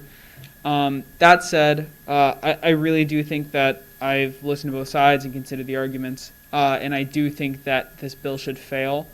I think that I never want to say that Election Commission doesn't have the strongest integrity. I really do think that you guys work very, very hard to ensure that there are fair elections. But looking at this from an institutional perspective, we have to consider the structures of how Election Commission exists and not the people within it. I think that Election Commission does a great job, and I don't think that there are biases in the people within Election Commission. But what about 3 years down the road when there are people in your positions who none of us have ever met? From a structural perspective, I think it makes a lot more sense to have this adversarial process. So I would really encourage a no vote on this bill. I think that 5 years from now, we will probably be looking backwards and say it's so weird that we ever had a process like that. So I would encourage a no vote. I yield. We'll move into a roll call vote. Say yes, no, or abstain. Atagarla. Idvate. No. Anderson. Bender. Booma. Emery. Bahim. Goff. Gonzalez. Abstain. Hanyang. Hayes. Hurley. Klaptauskas. Lewis. Lona. Ludwig. No. Mass. Pfeiffer. Rinchie. Schulte. Springer. Stenzel. Weathers. Young. Zastro.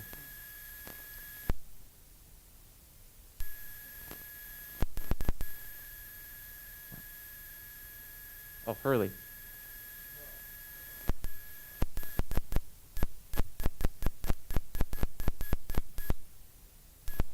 Is there anybody that missed? Okay.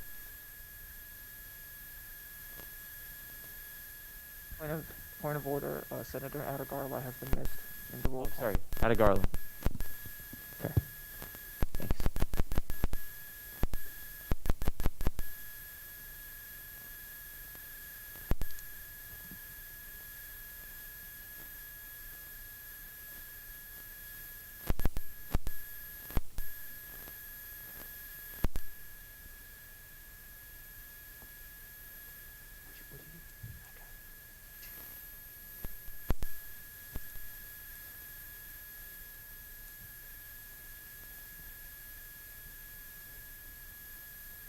Are you sure we didn't miss anybody? Okay, great. So 2 to 22 to 2, or 2 to 20 to 2, this bill fails. point of order. There's 25 people, so it's not adding up. Nobody's left since the last vote. All right. Is So- there anyone who did not vote? Everybody voted. My records have it at 221-2. Just FYI. Let's do a placard vote real quick. Just put up what you had. Sorry, so I don't have a voting sheet because this is an extra bill, so I'm doing it on the side of the scratch paper. So if you voted yes, please put your placard up. And if you voted no, please put your placard up.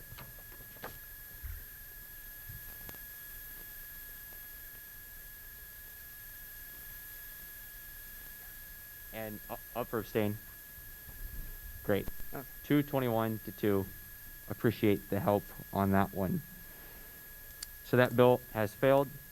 Move to reconsider the decision of the chair regarding 2020-2-041A and the tabulation of votes. How would you like to what is your desired outcome? Can you put that in the motion? With a view to acknowledging that the bill failed. Speaker Ludwig, do you have anything to add? So I will recognize Speaker Ludwig. So we're just trying to overturn, so we're not reconsidering the decision, we're just overturning the decision. So the motion would be to, I recognize the decision. I move to overturn the decision of the chair regarding the first piece of legislation we voted on. That's And my motion then. And to reflect that it failed.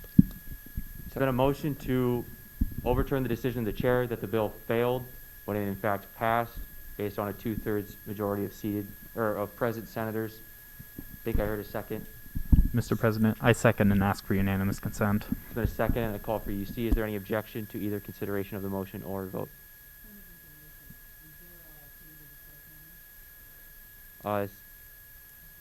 If you object.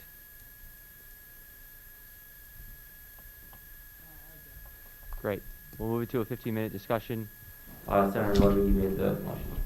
Yeah, so I think we all know that the math didn't work out. The bill actually did fail. So I mean, I would hope no one votes against this motion because this is effectively to recognize what actually happened. I voted for it. I was in favor of that first section passing, but I recognize that the math didn't work out. There was not the necessary support. So I think the correct vote on this is a vote to overturn the decision because it was incorrect. So I will yield. Senator Zastro? If this does come to a vote, I will vote yes. I don't think that the Student Government Senate of Iowa State University is in the place to be overturning math. But I would say if we do move to reconsider, I think that there are amendments that we could make. As a point of parliamentary procedure, are we able to make amendments to a bill if we move to reconsider? No, you have to vote on the bill as it stands. I would encourage Senator Zastro to submit a new bill, perhaps with those amendments that would be allowed under the rules of order. But I would also encourage to keep the discussion relevant to the decision of the chair on the vote of that bill. I will withdraw my objection. The objection has been withdrawn, so I will consider the standing motion Senator Mass's call for UC. Is there any objection to changing the vote from failed to pass by UC? Then seeing none, the correct math has been acknowledged. We are now, so it went from pass to failed. Apologies for the confusion. So the bill did not reach a 2/3 majority. Neither did 041B.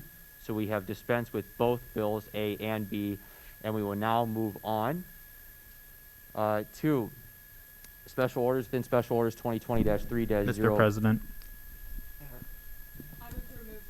There's been a motion to remove Senator Adegarler from the roll. Is there any objection?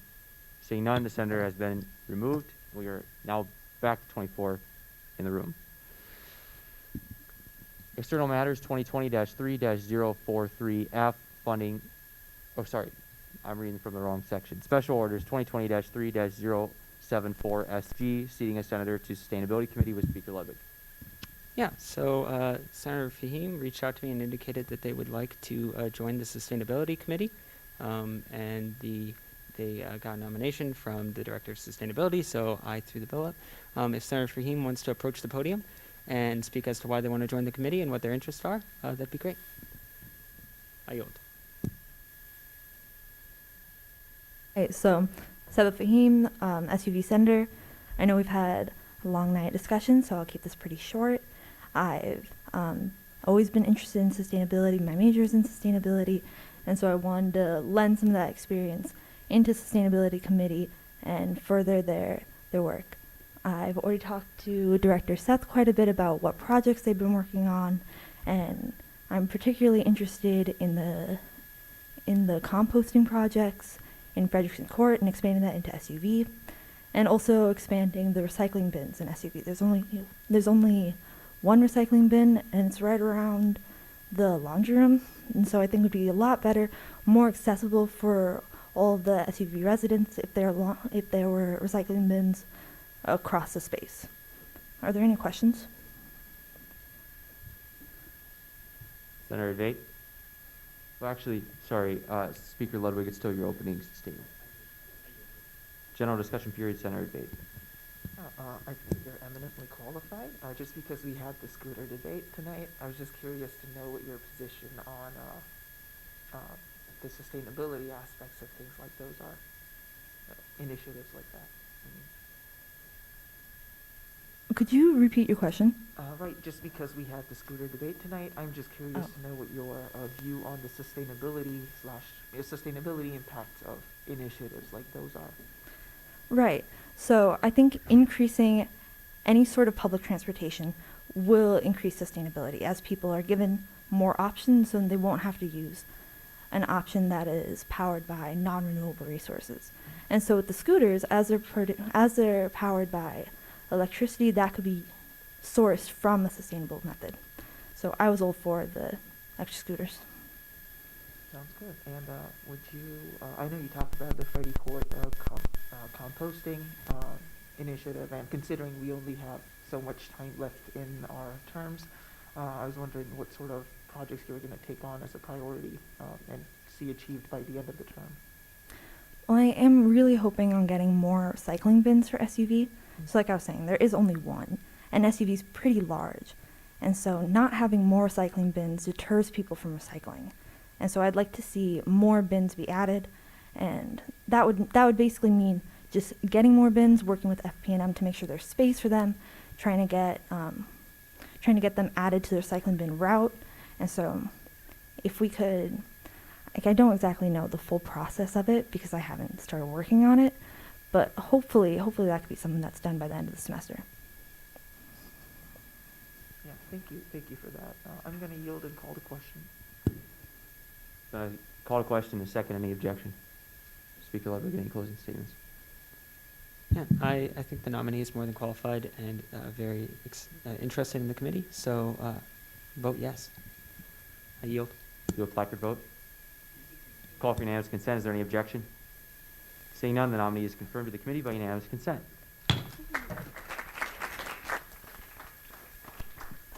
Now move on to 2020-3-0. Senator Hurley. I motion to remove esteemed Senator Ryan Hurley from the file. Senator Hurley moves to remove himself from the roll. Is there any objection? Seeing none, Senator has been removed. We'll go to 2020-3-077 SC, confirming the nominee for Attorney General with Speaker Ludwig. All right, so there's that position that we just spent a little bit of time talking about earlier tonight.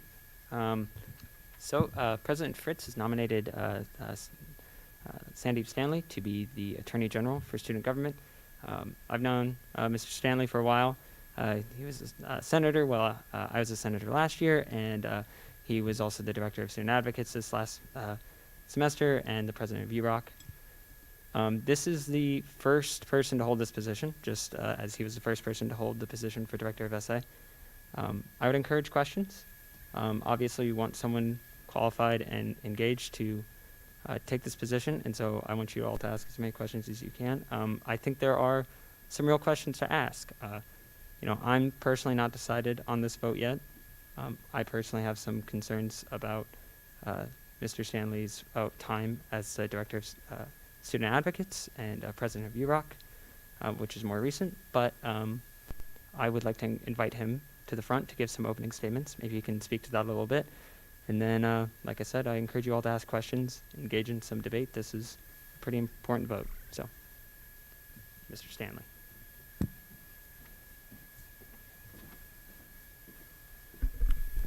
All right, good evening, everyone. Like it has been said, my name is Sandeep Stanley. I am a senior in aerospace engineering. I will be graduating hopefully this May. I've applied for graduation, so I see no reason why that shouldn't go through. But yeah, so as Speaker Ludwig says, there are some real questions here, and I would encourage them. I do not want to run from my mistakes. I acknowledge that I have made them, and I invite your questions about them, and I will try to assuage your concerns.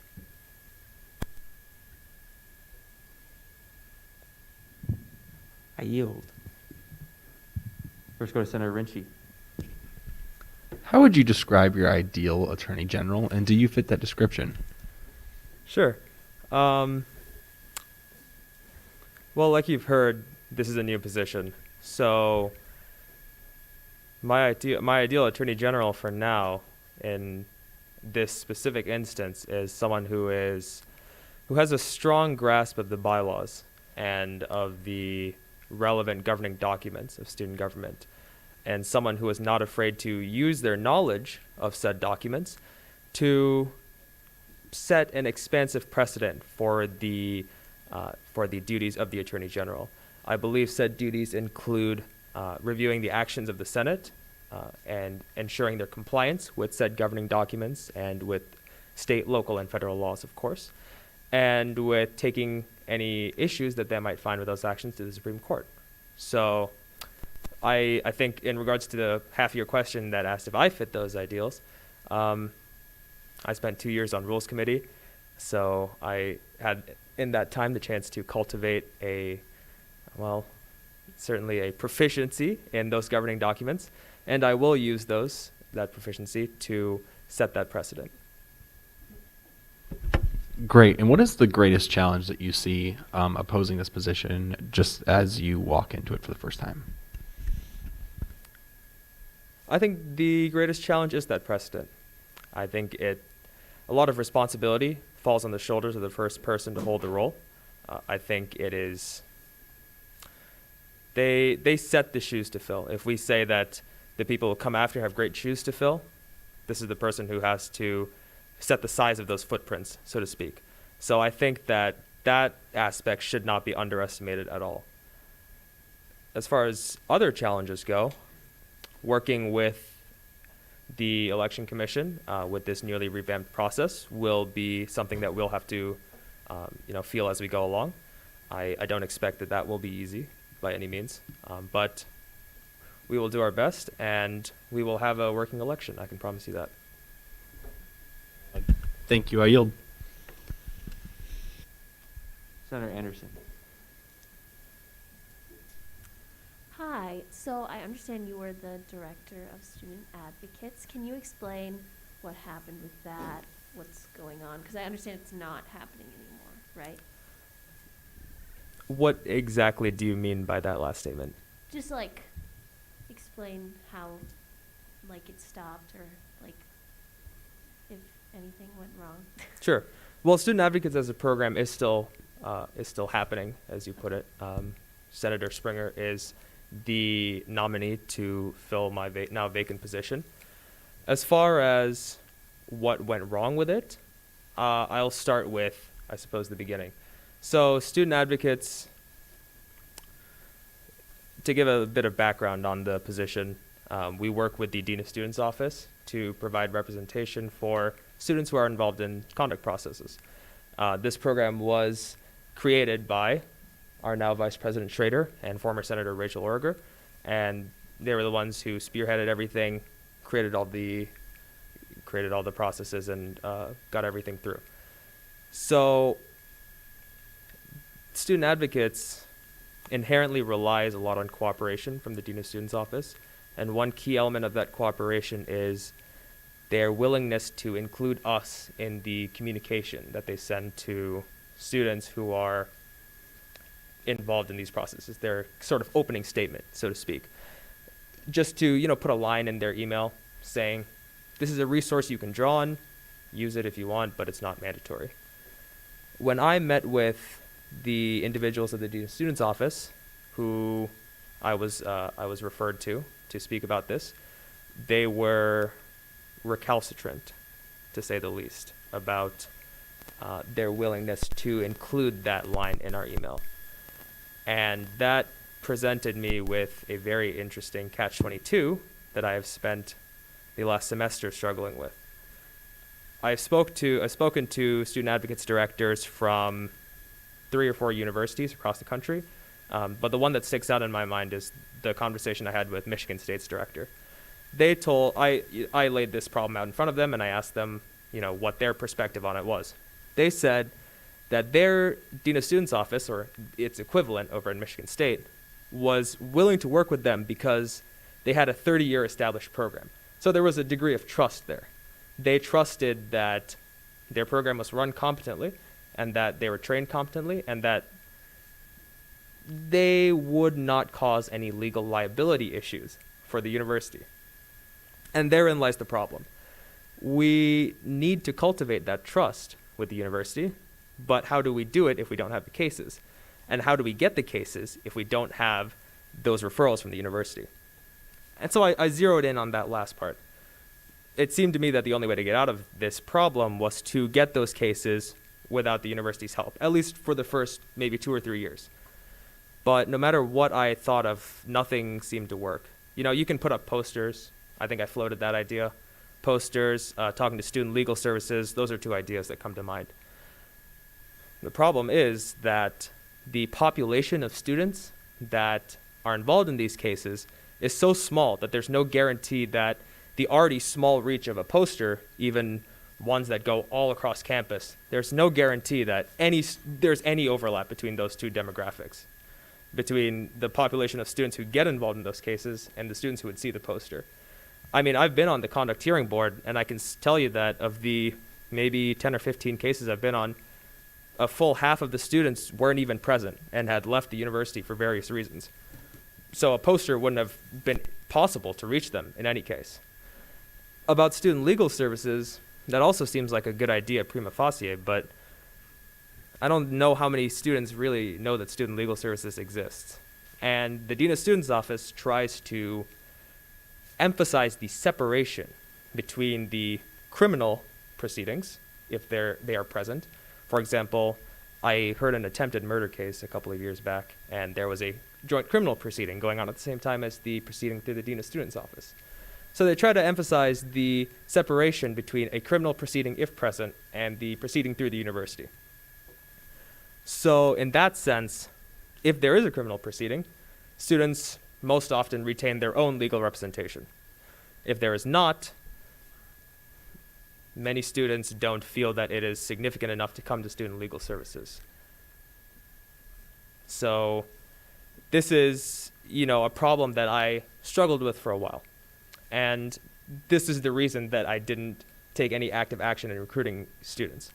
I couldn't, in good conscience, sell them what I thought was a lie. I couldn't tell them There are that... 30 seconds left on Senator Anderson's speaking privilege. Thank you. I couldn't tell them that they would have the chance to hear these cases and practice these skills in preparation for the legal profession when I did not myself know that this was going to happen. So I think that regardless of the outcome here of this vote, I think that stepping away from that position was the right move. And I think that Senator Springer will do an excellent job, and a better job than I did, at tackling these challenges. Okay, that was great. Thank you. I yield. Great. We will go to Senator Vate. Or sorry, is your placard still up, Senator Vate? Yes, it is. Yes. Okay. Yeah, before we start, point of clarification. Calcitrant? Speaker Ludwig? Having an obstinately uncooperative attitude toward authority or discipline. So your clients were calcitrant. Recalcitrant. Oh, recalcitrant. I know what that means. Okay. Never mind. Anyway, speak. Nominee Stanley. There we go. I did admittedly miss part of the rules discussion, but from what I heard, the primary concerns that did come up centered around a lack of communication and a lack of prompt response. I just sort of wanted to give you a chance to address those concerns. Yes, and I think those concerns are completely valid. You summarized it perfectly. I do struggle with email communications at times. I don't know if I can give you a reason for it. I've struggled with mental health issues in the past, and it's sometimes difficult to respond promptly to an email when you can't muster the strength to get out of bed. Nevertheless, that's not an excuse. I'm just trying to illustrate where it stands from my point of view. I always think that, empty words are statements are, nothing more than that. So I won't tell you that I'll get better. I would appreciate the chance to show you that I can improve in this area. I've started to, in fact, actually send my emails. Usually I work pretty late. In fact, when I get home at maybe around 9 or 10, I'm going to start working on some homework. So I've started to send my emails for the next morning. And that's helped a lot already. And I've been setting reminders in my phone for emails that I have, said, okay, I'll think about this and get back to it later. I've been setting reminders in my phone to actually get back to those things later, maybe in 4 or 5 hours. So those are just two examples of some active steps that I've been taking. But like I said, I would appreciate the chance to demonstrate to you that I can and will improve in this area. Nominee Stanley, thank you so much for saying that. I'm sure it wasn't easy to go through, and you seem to have a really good ability to gauge yourself. So I guess I'm going to push my job onto you and ask yourself what you think is going to be the biggest obstacles or the biggest, uphill challenges you're going to face in this position. Sure, that's a good question. Senator Springer actually touched on this in our Rules Committee meeting. I believe, let me see if I'm remembering this right. I believe you said that you weren't concerned with sort of the exciting things, but it was the day-to-day tasks that you were worried about. I think that's I would say that exactly in those words. Those day-to-day tasks, responding to emails, those administrative responsibilities, I think those are going to be a challenge for me. As far as how I think I'll do, I think I'll do well once I, have my feet under me in the position, once we have some of those growing pains worked out, and once I have the chance to apply those strategies that I talked about a couple minutes ago to this new position. Yeah, thank you so much. Again, I think the fact that nominee Stanley, nominee Stanley keeps repeating stuff about empty words, but I think the fact that nominee Stanley is acknowledging these things, and the fact that nominee Stanley is here openly telling us about these things without us, I believe the first time you mentioned it on the floor was even before we brought it up. So the fact that this is happening, I think, is very encouraging. And on a more personal note, I've known nominee Stanley since freshman year, and I'm just going to repeat what I said last year at the confirmation hearing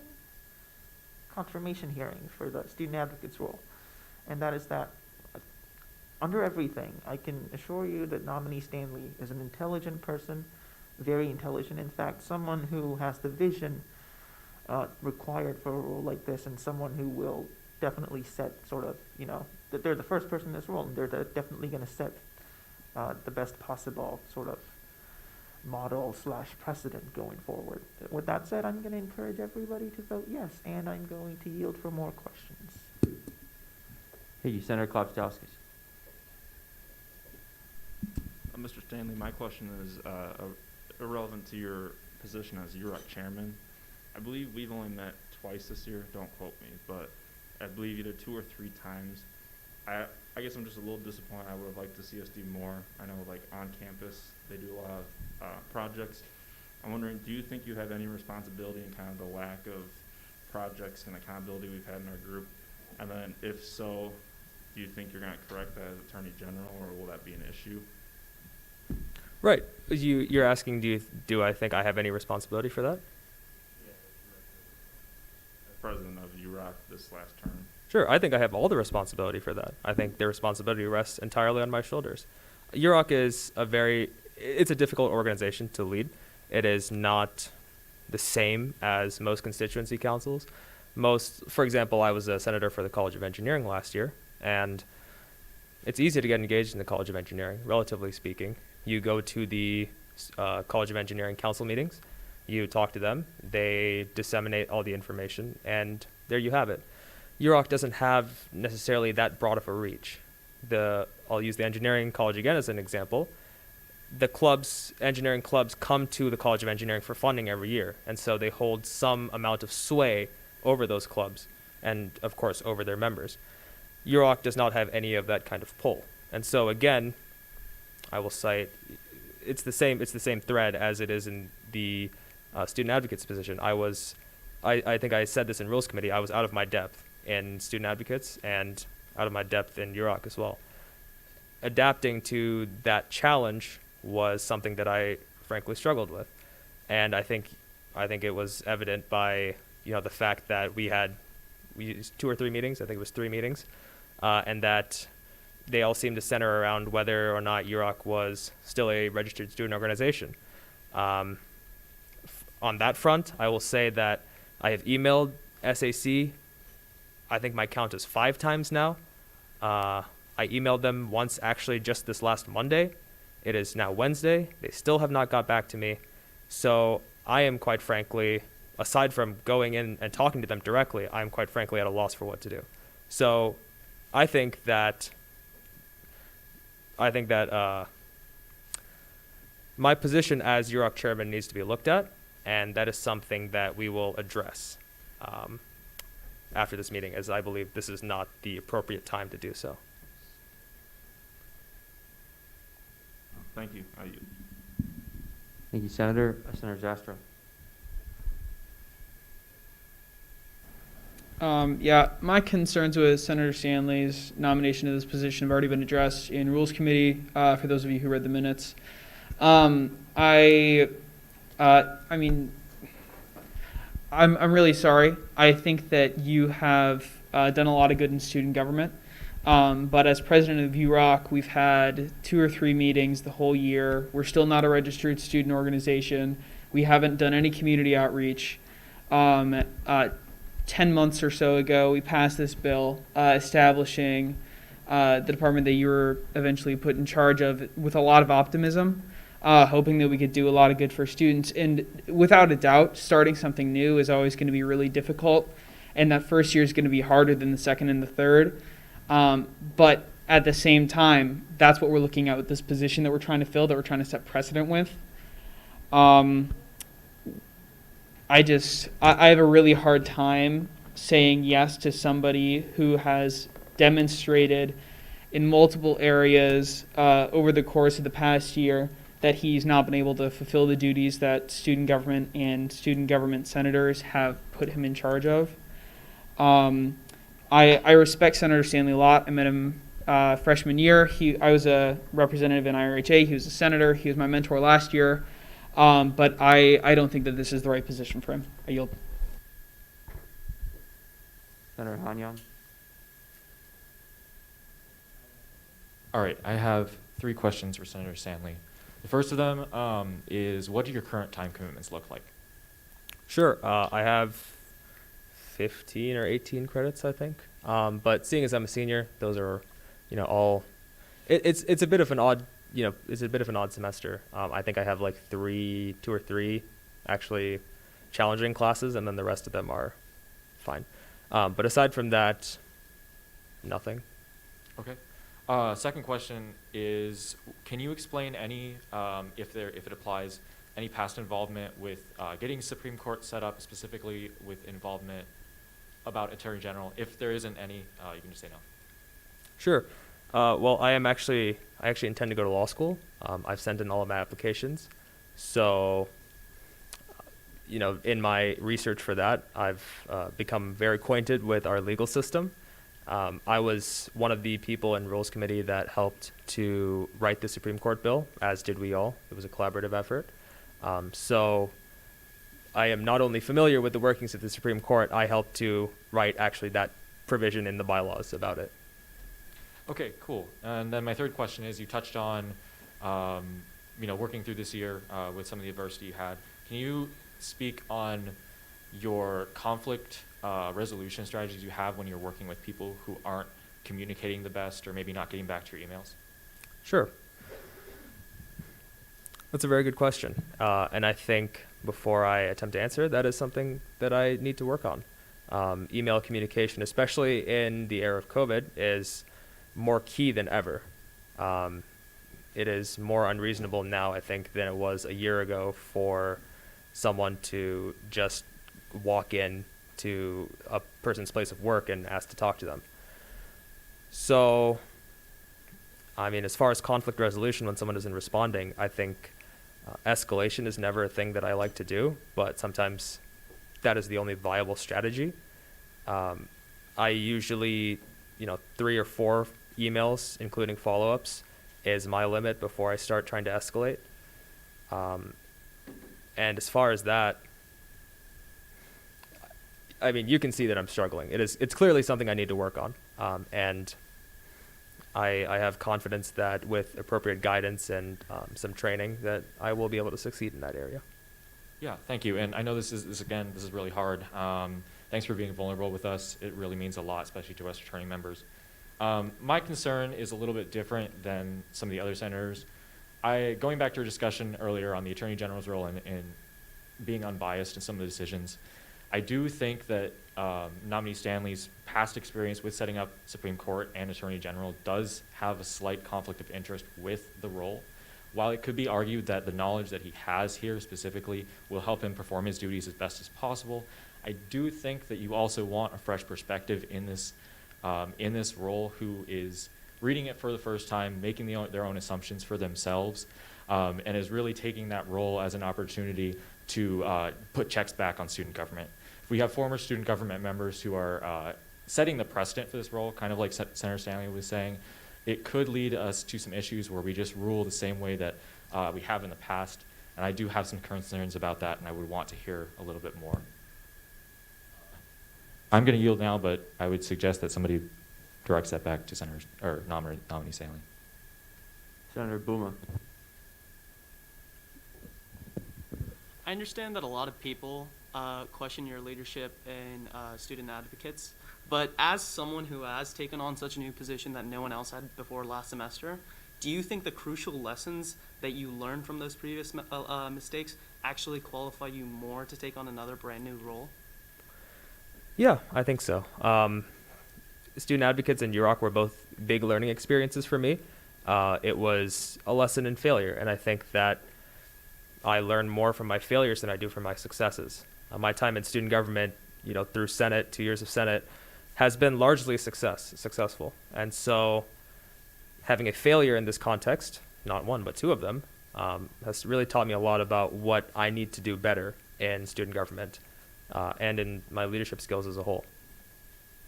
Thank you. I yield. Senator Weathers. Hi, Stanley. Thank you for coming before us. You're doing a much better job being grilled than I ever would have, so props to you for that.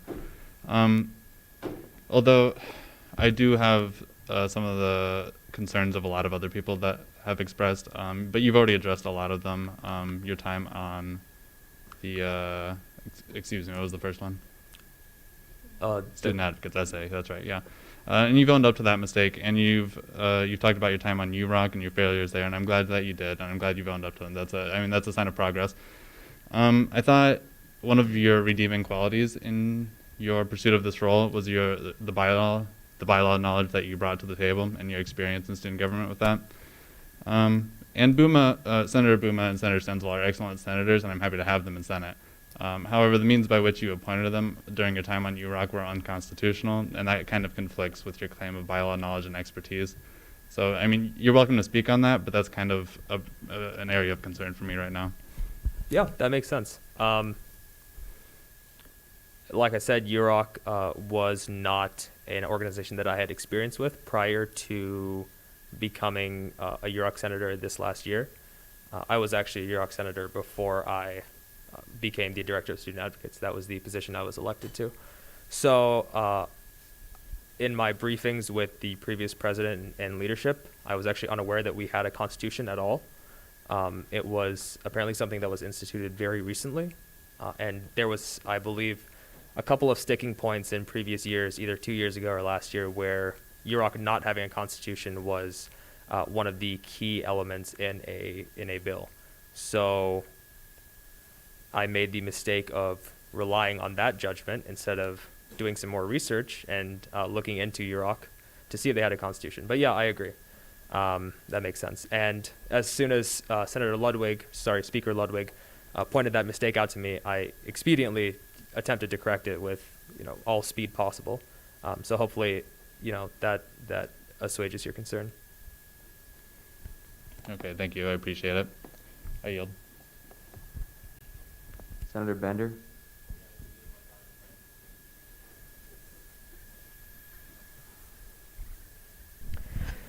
Okay, so, election season is quickly approaching upon us here. And so, really my goal with, appointing Deep to this position is to get someone that really truly knows the rules and the bylaws like the back of their hand, election code. And I really do think that he does. To throw someone entirely new into this role would be asking for a failure of this position right off the bat. I'm sure that we could find someone on this campus, just to fill the role, but we want, and Deep really wants to do this. We want someone in there who is going to like doing it, who's going to enjoy it, and who's going to do it due justice. And Deep, has made a commitment to me that he will do that. And so I really think that because of his experience, because of his expertise, he is the best person for this nomination. So that's just some additional clarification. So I would really encourage you to vote yes on this. Senator Vate. Yeah, I'm going to try and keep this short. Obviously, I can't speak to UROC, and I don't mean to put you on the spot here, nominee Stanley, but after hearing all the debate points that have come up, I really want to know what your sort of escalation matrix is in getting things done. And I guess the reason I'm asking that is I had a similar problem. I was emailing people, wasn't getting responses. I sort of have an escalation matrix in the back of my head. It goes, send email, don't get a response. Send email next week, don't get a response. All right, call into their office, leave a voicemail, do that again. And then the next thing I do after that is look at the org chart and sort of try to call the person that's above them. And so I was just wondering what your escalation matrix is, not just in reaching out to people, but let's say you have a goal you want to achieve as part of your organization and it's not happening. What do you do? Right. You've actually given me a good opportunity to touch on why I might be a bit weaker in this area. Usually my strategy before COVID was I would email a person a couple of times, and if they didn't respond, I would just drop by their office. I was always in the Senate office, so being in the MU pretty much every free hour of the day meant that I had the latitude to sort of go anywhere to any corner of campus, and so I could basically drop in on anyone. Now, obviously, that is not nearly as feasible, if not downright impossible. So my sort of hastily revised strategy is to email someone a couple of times, usually with 2 or 3 days separating the emails. And then if no response if they don't respond still, I will look at the org chart, email the person who is above them in the org chart, do the same strategy 2 or 3 times. No response, then I will call into their office. And then if there's still no response, try and take it right to the top. After that, I usually just go directly to the head of whoever it is and try and email them once or twice. So I know it's not the best strategy, but that's what I have, kind of cobbled together in my mind. And like I said, I could use some training and some additional guidance in this area. So if any of you are skilled in it, in sort of these follow-up strategies, please give me some guidance. I'd deeply appreciate it. Yeah, I guess I was also looking for an answer for the second part of my question, which is your escalation matrix and getting things done when things don't happen. And I guess, again, I don't mean to put you on the spot, but maybe with UROC, I understand it's a really hard organization to work with. I guess I'm just curious to know what efforts you took. I understand there weren't results because of the nature of the organization, but I'd like to know from your end what efforts were taken. Again, I really don't mean to put you on the spot, but I'm just hoping for some clarification here. I suppose I'm a bit confused about what you mean by escalation matrix in this context. Just what efforts you did to. Sure. Well, essentially the entire discussion around UROC has been centered around the student organization discussion. It was necessary for for various events to keep happening, and for us to get revenue from those events, like the residency fair, for example. So that's basically been the entire focus. Aside from that, there really hasn't been anything that's taken up the entirety of the discussion. Sweet. In closing, I'm just going to reflect what President Fritz said. If we put someone brand new in the position, that's almost, I wouldn't say guaranteed failure, but it's, there's going to be a learning curve. Elections are pretty close, and that's going to be when the highest workload for the Attorney General probably is going to be, the way we've designed the position. We don't really have other nominees, and if for no other reason, I'd say that's still a good reason to vote for nominee Stanley. He's right here in front of us, and we can give him a chance, I think. I mean, I'm still definitely going to think about it. I'm sure you all know I'm not going to hesitate to vote no if that's the way I feel like it. If that's what I feel is the correct thing to do. And I'm going to encourage all of you to think about this deeply and ask yourself if they're going to be an effective Attorney General. I'm inching towards yes. But again, please think for yourselves. Like on other bills, I'm not going to... I take back what I'm not going to tell people how to vote. I mean, you know how I do the recommend you vote thing? I'm not going to do that. I'm sorry. I'm rambling on. I'm going to yield. Going to call a question on the nominee in a second. Is there any objection to consideration? We'll go to closing statement with Speaker Ludwig. Yeah, so thank you, everyone, for engaging in that discussion. I think that was a very thorough debate. Like I said at the start of this, I came in pretty divided. Unfortunately, I think I'm going to end up voting no. I respect Stanley a lot. He was one of the people who kind of helped bring me into student government. He was my mentor last year in Senate. I have a lot of respect for him. But his conduct as Director of Student Advocates and President of UROC give me a lot of concern. I think the problems with communication and the issues that both of those organizations have faced show a lack of leadership that I think is necessary for this role, especially with there only being so many months left. I have a lot of those concerns, and while I understand President Fritz's concerns as well about voting down the nominee in terms of A, having someone experienced, and B, elections being very close.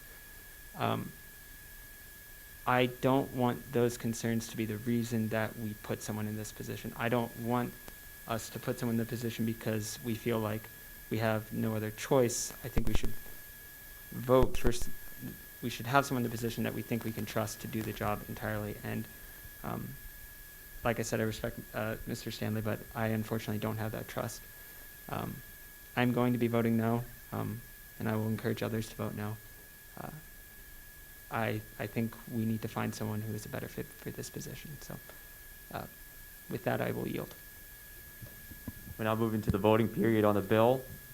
I'll do a placard vote. So if you are in favor of the nominee, please raise your placard up for yes.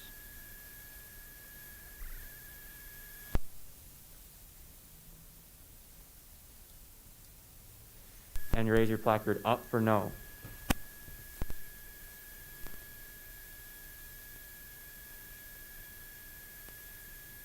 And up for abstentions.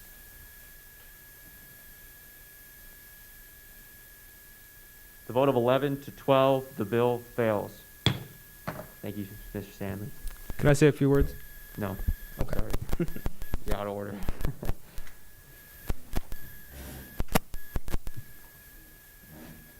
We'll now move on to new business. The new business 2020-3-045F. Funding solar-powered recycling compactors with Senator Anderson. Title. This is a bill to fund 6 solar-powered recycling compactors. It's been in planning for about a semester already. And Facilities Planning and Management, President Fritz and Vice President Schrader have all looked into it, along with Director of Sustainability Seth. So I yield to any questions. Are there any questions of intent? Seeing none, the bill is read once and referred to Finance Committee. See 2020-3-046Y, Iowa Judicial Code of Conduct Update with Senator Springer. Yeah, so in reviewing Title? Oh, sorry, title. Thank you. Yeah, in reviewing the bylaws, we found that we referenced a rule that doesn't exist, so we thought it would be a pretty neat idea to replace it with a rule that does exist. Are there any questions of intent? And seeing none, the bill is read once and referred to Rules Committee.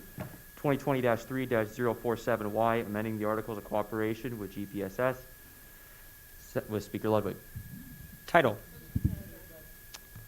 Okay, as this bill is amending the Articles of Cooperation to reflect the fact that GPSS will be acting as the Vet Med Constituency Council. This was a change that was made last year in bylaws, but this is just amending the articles to reflect that fact. GPSS passed this in April of last year, and it's a very minor change, and unfortunately they did it after our transition, and so there was a little bit of a mix-up and we lost it over the summer. It's a very small change, and so as I indicated in my email on Monday when I sent out the agenda, I am intending to waive first read so that we can get this change done. It's very quick, very small, so yeah, I will move to waive first read. Then a motion to waive the requirement that the bill is read twice before consideration. There's been a second. Is there any objection? Okay. Then the bill is up for consideration. Speaker Ludwig.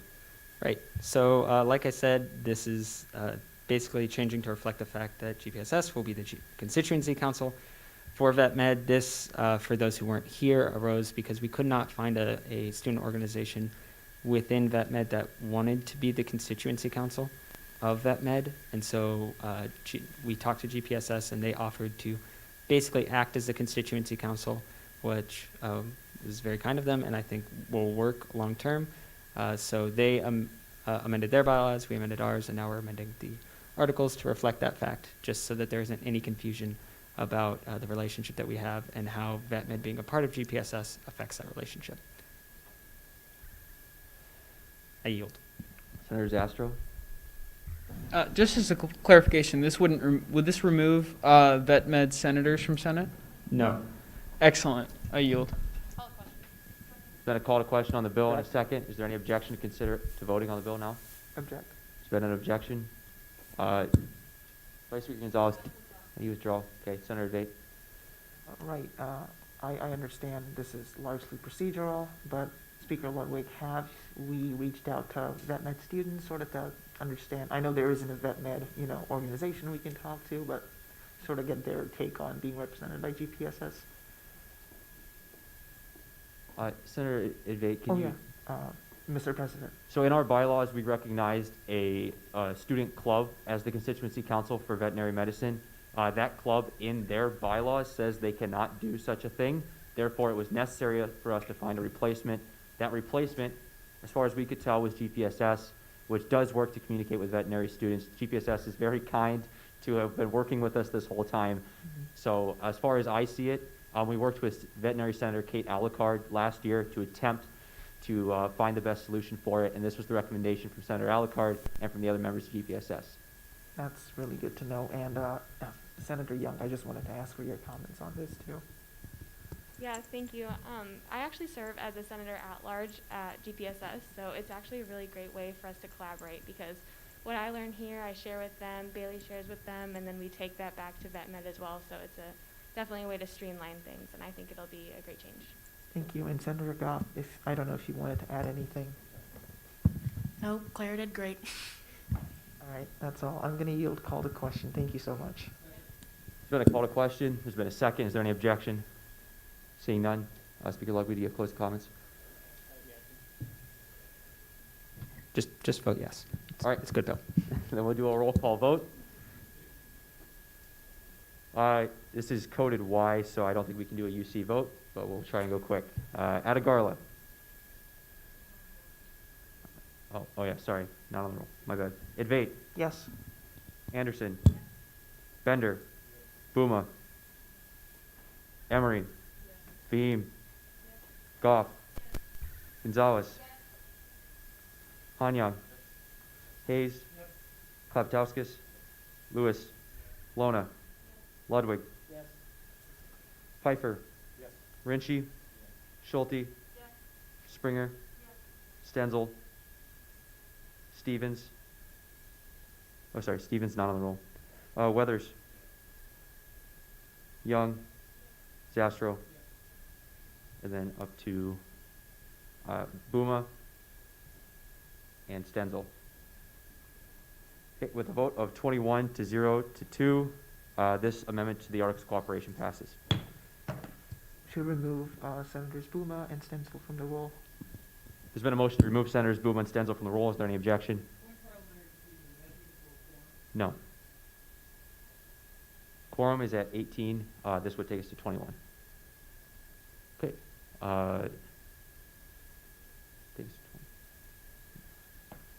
It's above quorum either way. So, is there any objection?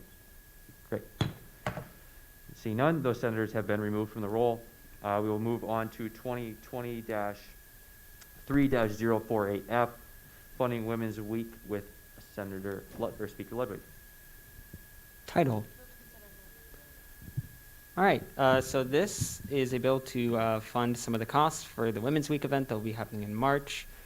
And as Finance Director Class mentioned earlier, this one we will also need to waive first read because unfortunately the MU is going to require this money this week, and there was a miscommunication between myself and Director Crabb on when this bill needed to come through. So it's fairly straightforward, just general costs, but if you have any questions, we will discuss it. So I will move to waive first read. There's been a motion to waive first read. There's been a second. Is there any objection to consideration of the bill? See none. That requirement has been waived. Speaker Ludwig on opening statement. Yes. So, like I said, MU is requiring the money this week. I obviously would have liked to give more notice, but I was unable to. But Finance Committee did see this yesterday. They sent it favorably, and I believe Finance Director Class actually has something to say on the bill. So I will allow him to speak. Yeah, very briefly. It's coming from the event account, which is not bound by PNC. I just wanted the Senate to be aware of that. There's rules we asked them. If you read the minutes, it'll say that we asked them. The event has to be social or entertaining in nature, open to all students and free to all students, which this meets all of those requirements. Thank you very much for letting me speak. Ludwig, back to you. It's just how benevolent I am. Yeah, so I think this is straightforward. I think it's an awesome event. I encourage people to attend. It's going to be really good when it comes up in March. So with that, I will yield for discussion. Senator Zastro. Motion to make the Finance Committee amendment. There's been a motion to propose the Finance Committee amendments. Is there any objection? Okay, then we're on consideration of them. Senator Zastro. This is just technical. Call the question. Any objection? Great, then we'll do a placard vote. Call for unanimous consent. Any objection? Seeing none, the Finance Committee amendments are approved. Senator Zastro, back to you. Call the question on the bill. Any objection? All right, Speaker Ludwig with closing comment. No. Okay, then because this is a funding bill, we will do a roll call vote. Please say yes, no, or abstain. Advait. Yes. Anderson. Bender. Emery. Beam. Goff. Gonzalez. Hanyang. Hayes. Klaptowskis. Lewis. Lona. Ludwig. Pfeiffer. Mass. Rinchi. Schulte. Springer. Stenzel. Oh, sorry. Stenzel's off the roll. Weathers. Young. Zastro. Then Emery. Okay, with a vote of 20 to 0 to 1, This funding request passes.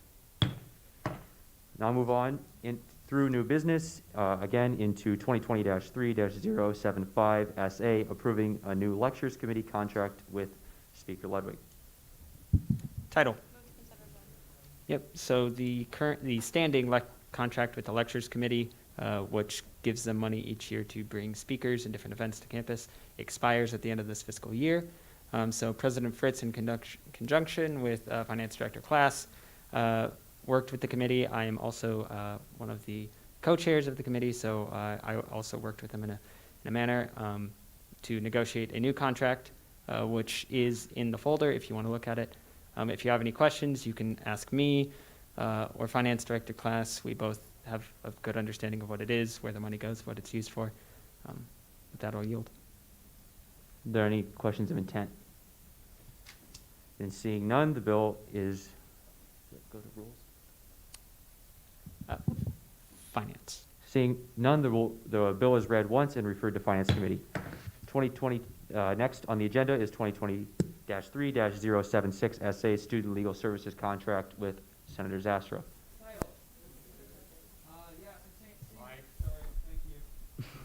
Same deal as the one that we were just talking about. This is with Student Legal Services instead of lectures.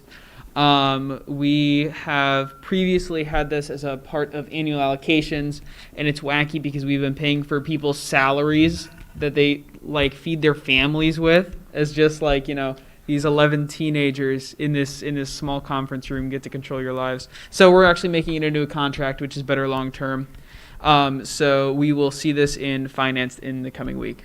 I yield. Are there any questions of intent for Senator Zastrow? Seeing none, the bill is read once and referred to Finance Committee. With that, we have closing announcements. If you have closing announcements, please raise your placard. President Fritz. Hi, everyone. So, you know, with the failure of the bill to approve DEEP for the Attorney General, you know, kind of the circumstances surrounding that now are, you know, campaigning begins less than a month away. It's 25 days away. And that's not really a role that I feel comfortable appointing someone to who has not been through an election process before, or who at least has not, you know, gone through it or seen it in some capacity, just because of the level of, you know, commitment and expertise they're required to have on that.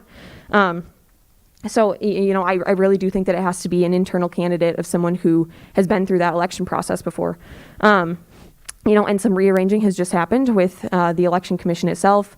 Some circumstances have arisen where Vice Commissioner Krug is now Commissioner Krug, and the only other individual that was potentially interested in this role that was only interested if nobody else was, is now the Vice Commissioner, so that's not an option on the table anymore.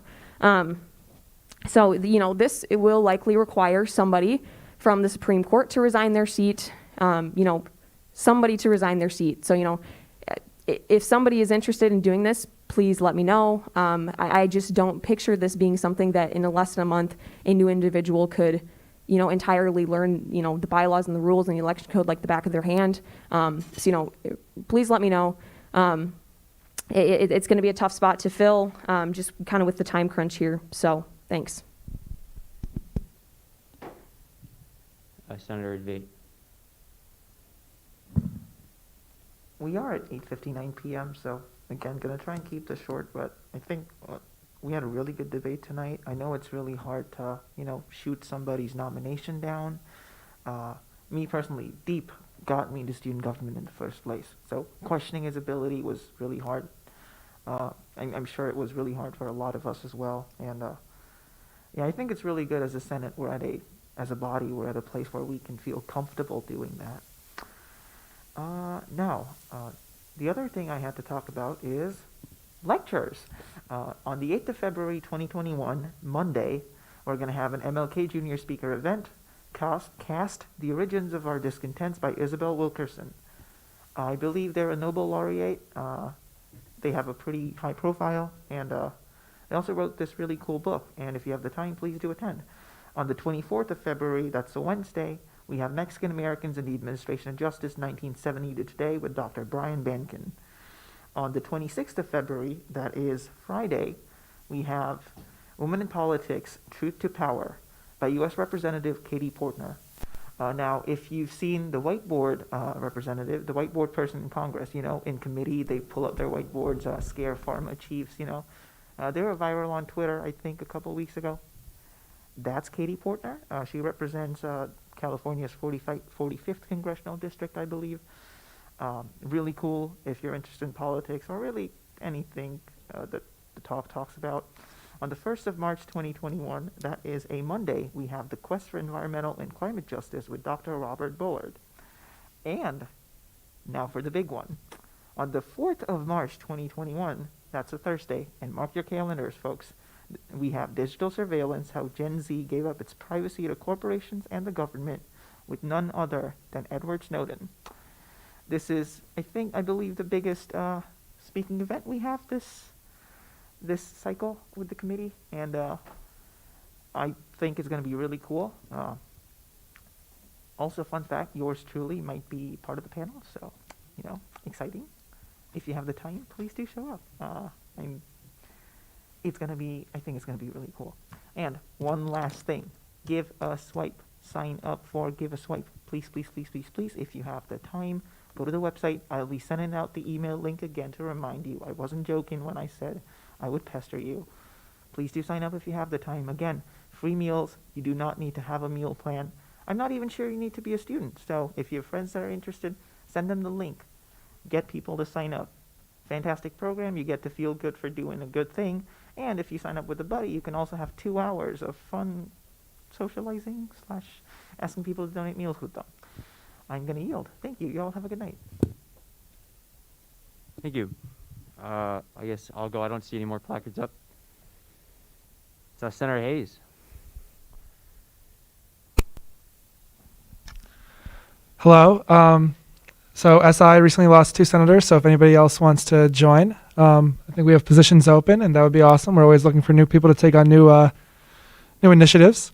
As well as I'm currently thinking about an idea to find data on advertising around campus and where the most effective spots are that actually get people to, click or actually attend the events that are advertised. So if anybody has any suggestions on that, please let me know. And yeah, if you have any other projects that you think SI should be working on, or if you have any ideas, please let us know. And if you don't know what Give a Swipe is, ask about it now, please. Thank you. Thanks, Senator Hayes. I guess I'll start off mine with a little bit of a story about how I first met Election Commissioner Rizvik. Our election commissioner had just resigned, and this was 3 Senates ago, right before elections started. And we were really in a tough spot. The university had just changed their policy, so Election Commission needed to become its own student organization, complete with its own treasurer and constitution. Not only that, we only had a couple months to actually get a public funding option up and running. How are they going to pay for that? Are they going to do it through the other student organization? Are we going to do it through student government? How are we going to make sure there's money in for that new student organization? And Emily stepped up. Emily led through that and communicated well to the campaigns, and we had, from what most people could see, a normal election cycle. But it wasn't a normal election cycle. Emily put in dozens of hours every week to make sure the products that the students got, that we got, worked. And she stayed on as election commissioner again for the next year and led and instituted reforms. And this year, she volunteered, even though she didn't really want to be here, to lead that organization as part of our organization to make sure it worked. If you know Emily and you know me, you know we don't agree on just about anything. You know that we disagree on just about every decision either of us makes. If I make a decision, she doesn't like it. If she makes one, I don't like it. And about politics, we're about as far apart as the North and the South Pole.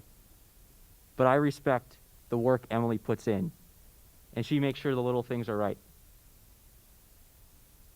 And she just resigned as election commissioner of student government.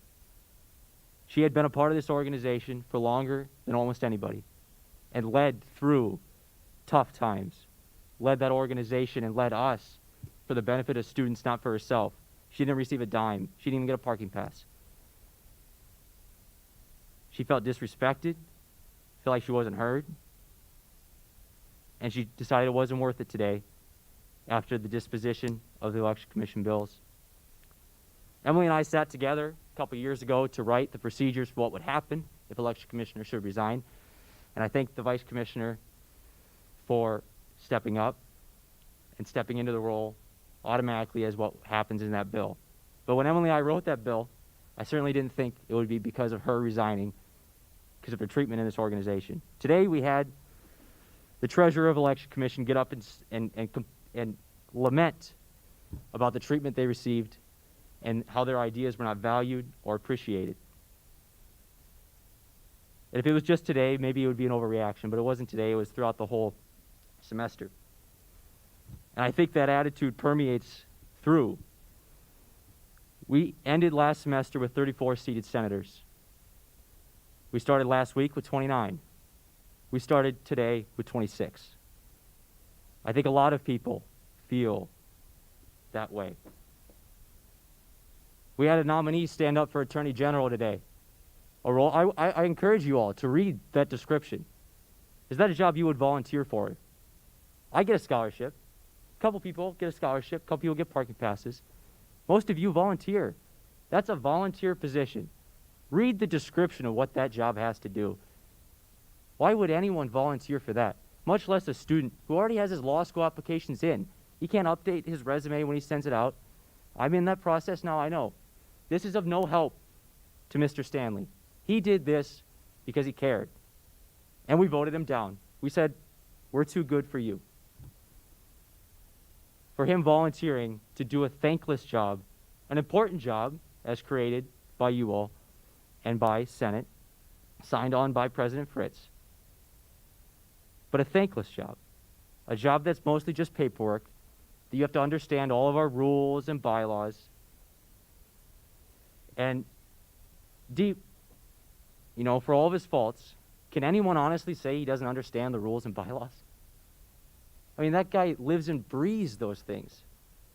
And he was up here saying he was willing to change. He knew he made a mistake, but he was willing to work. He was going to put in the effort to get better. And as a body, collectively, we said no. We don't need you. Well, I think we needed him.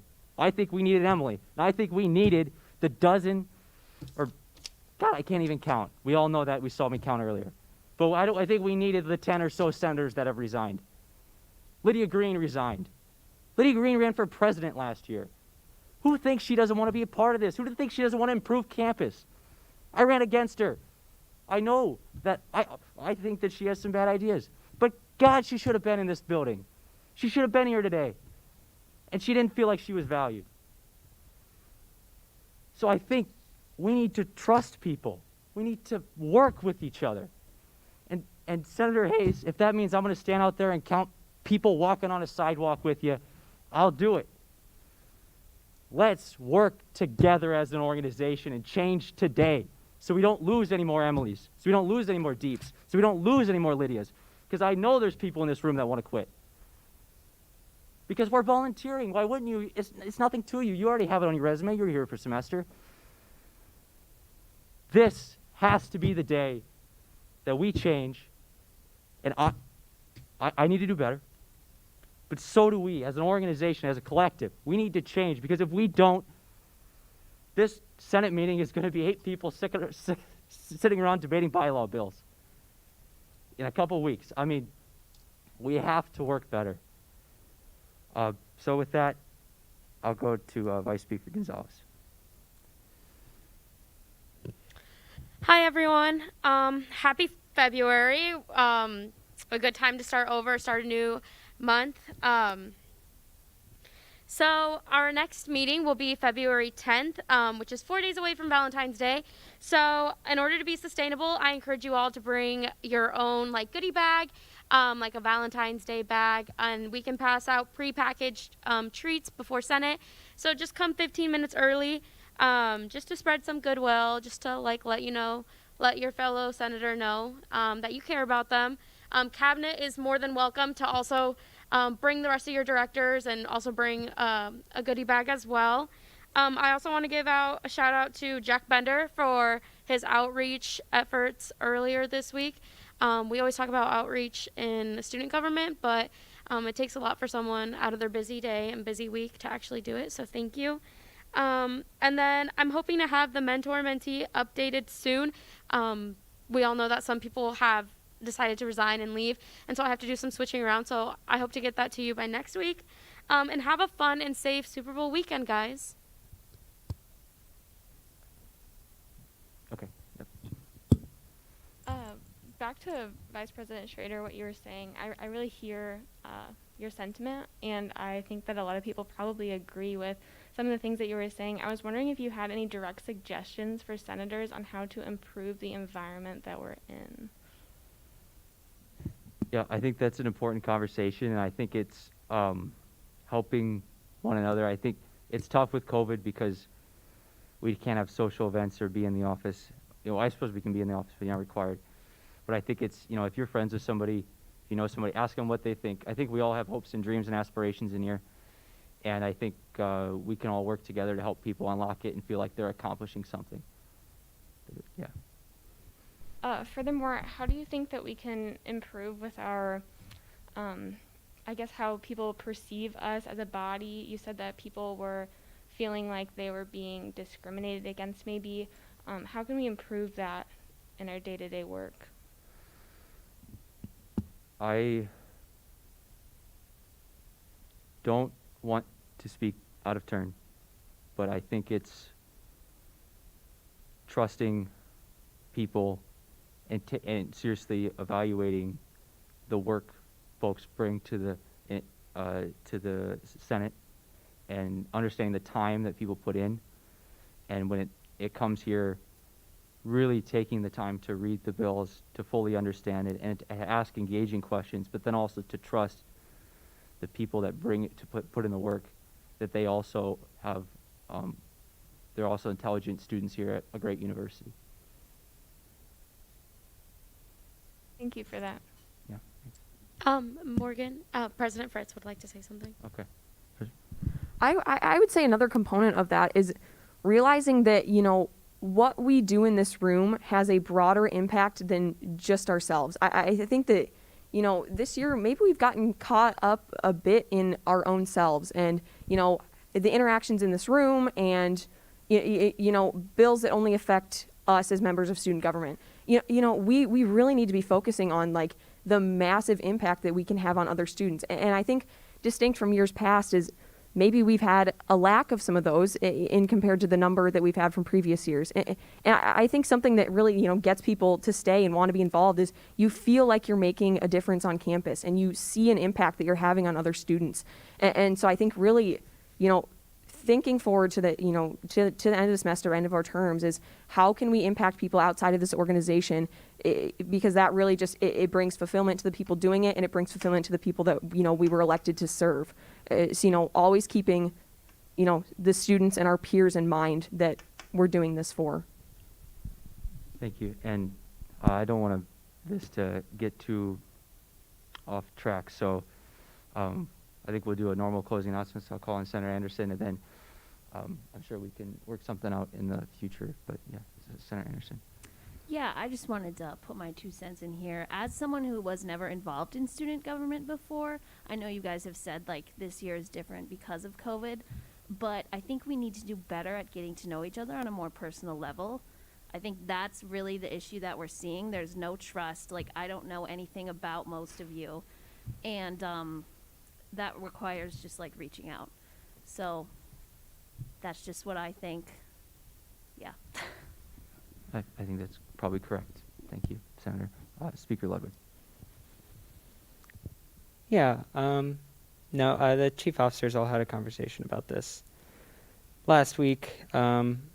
It's tough. This year has been tough, and I don't want that to be an excuse. I certainly feel responsible for a lot of the problems with the environment here in Senate. And that's something that I want to work on. I don't feel like I've done enough, and I can do more. And I want to I'm going to be trying some new things in the next couple weeks. I want to do more to invite you guys all in to have conversations about what we're doing, help you with projects. But I also want, one of the biggest things for me when I came into student government, the thing that probably made me come back, made me want to, run for speaker and sink 15 hours of my week into this organization, what was the environment, the people I know. And so I know it's COVID, this pandemic, it sucks. But we have an office, and I really want to invite you guys all to come to the office.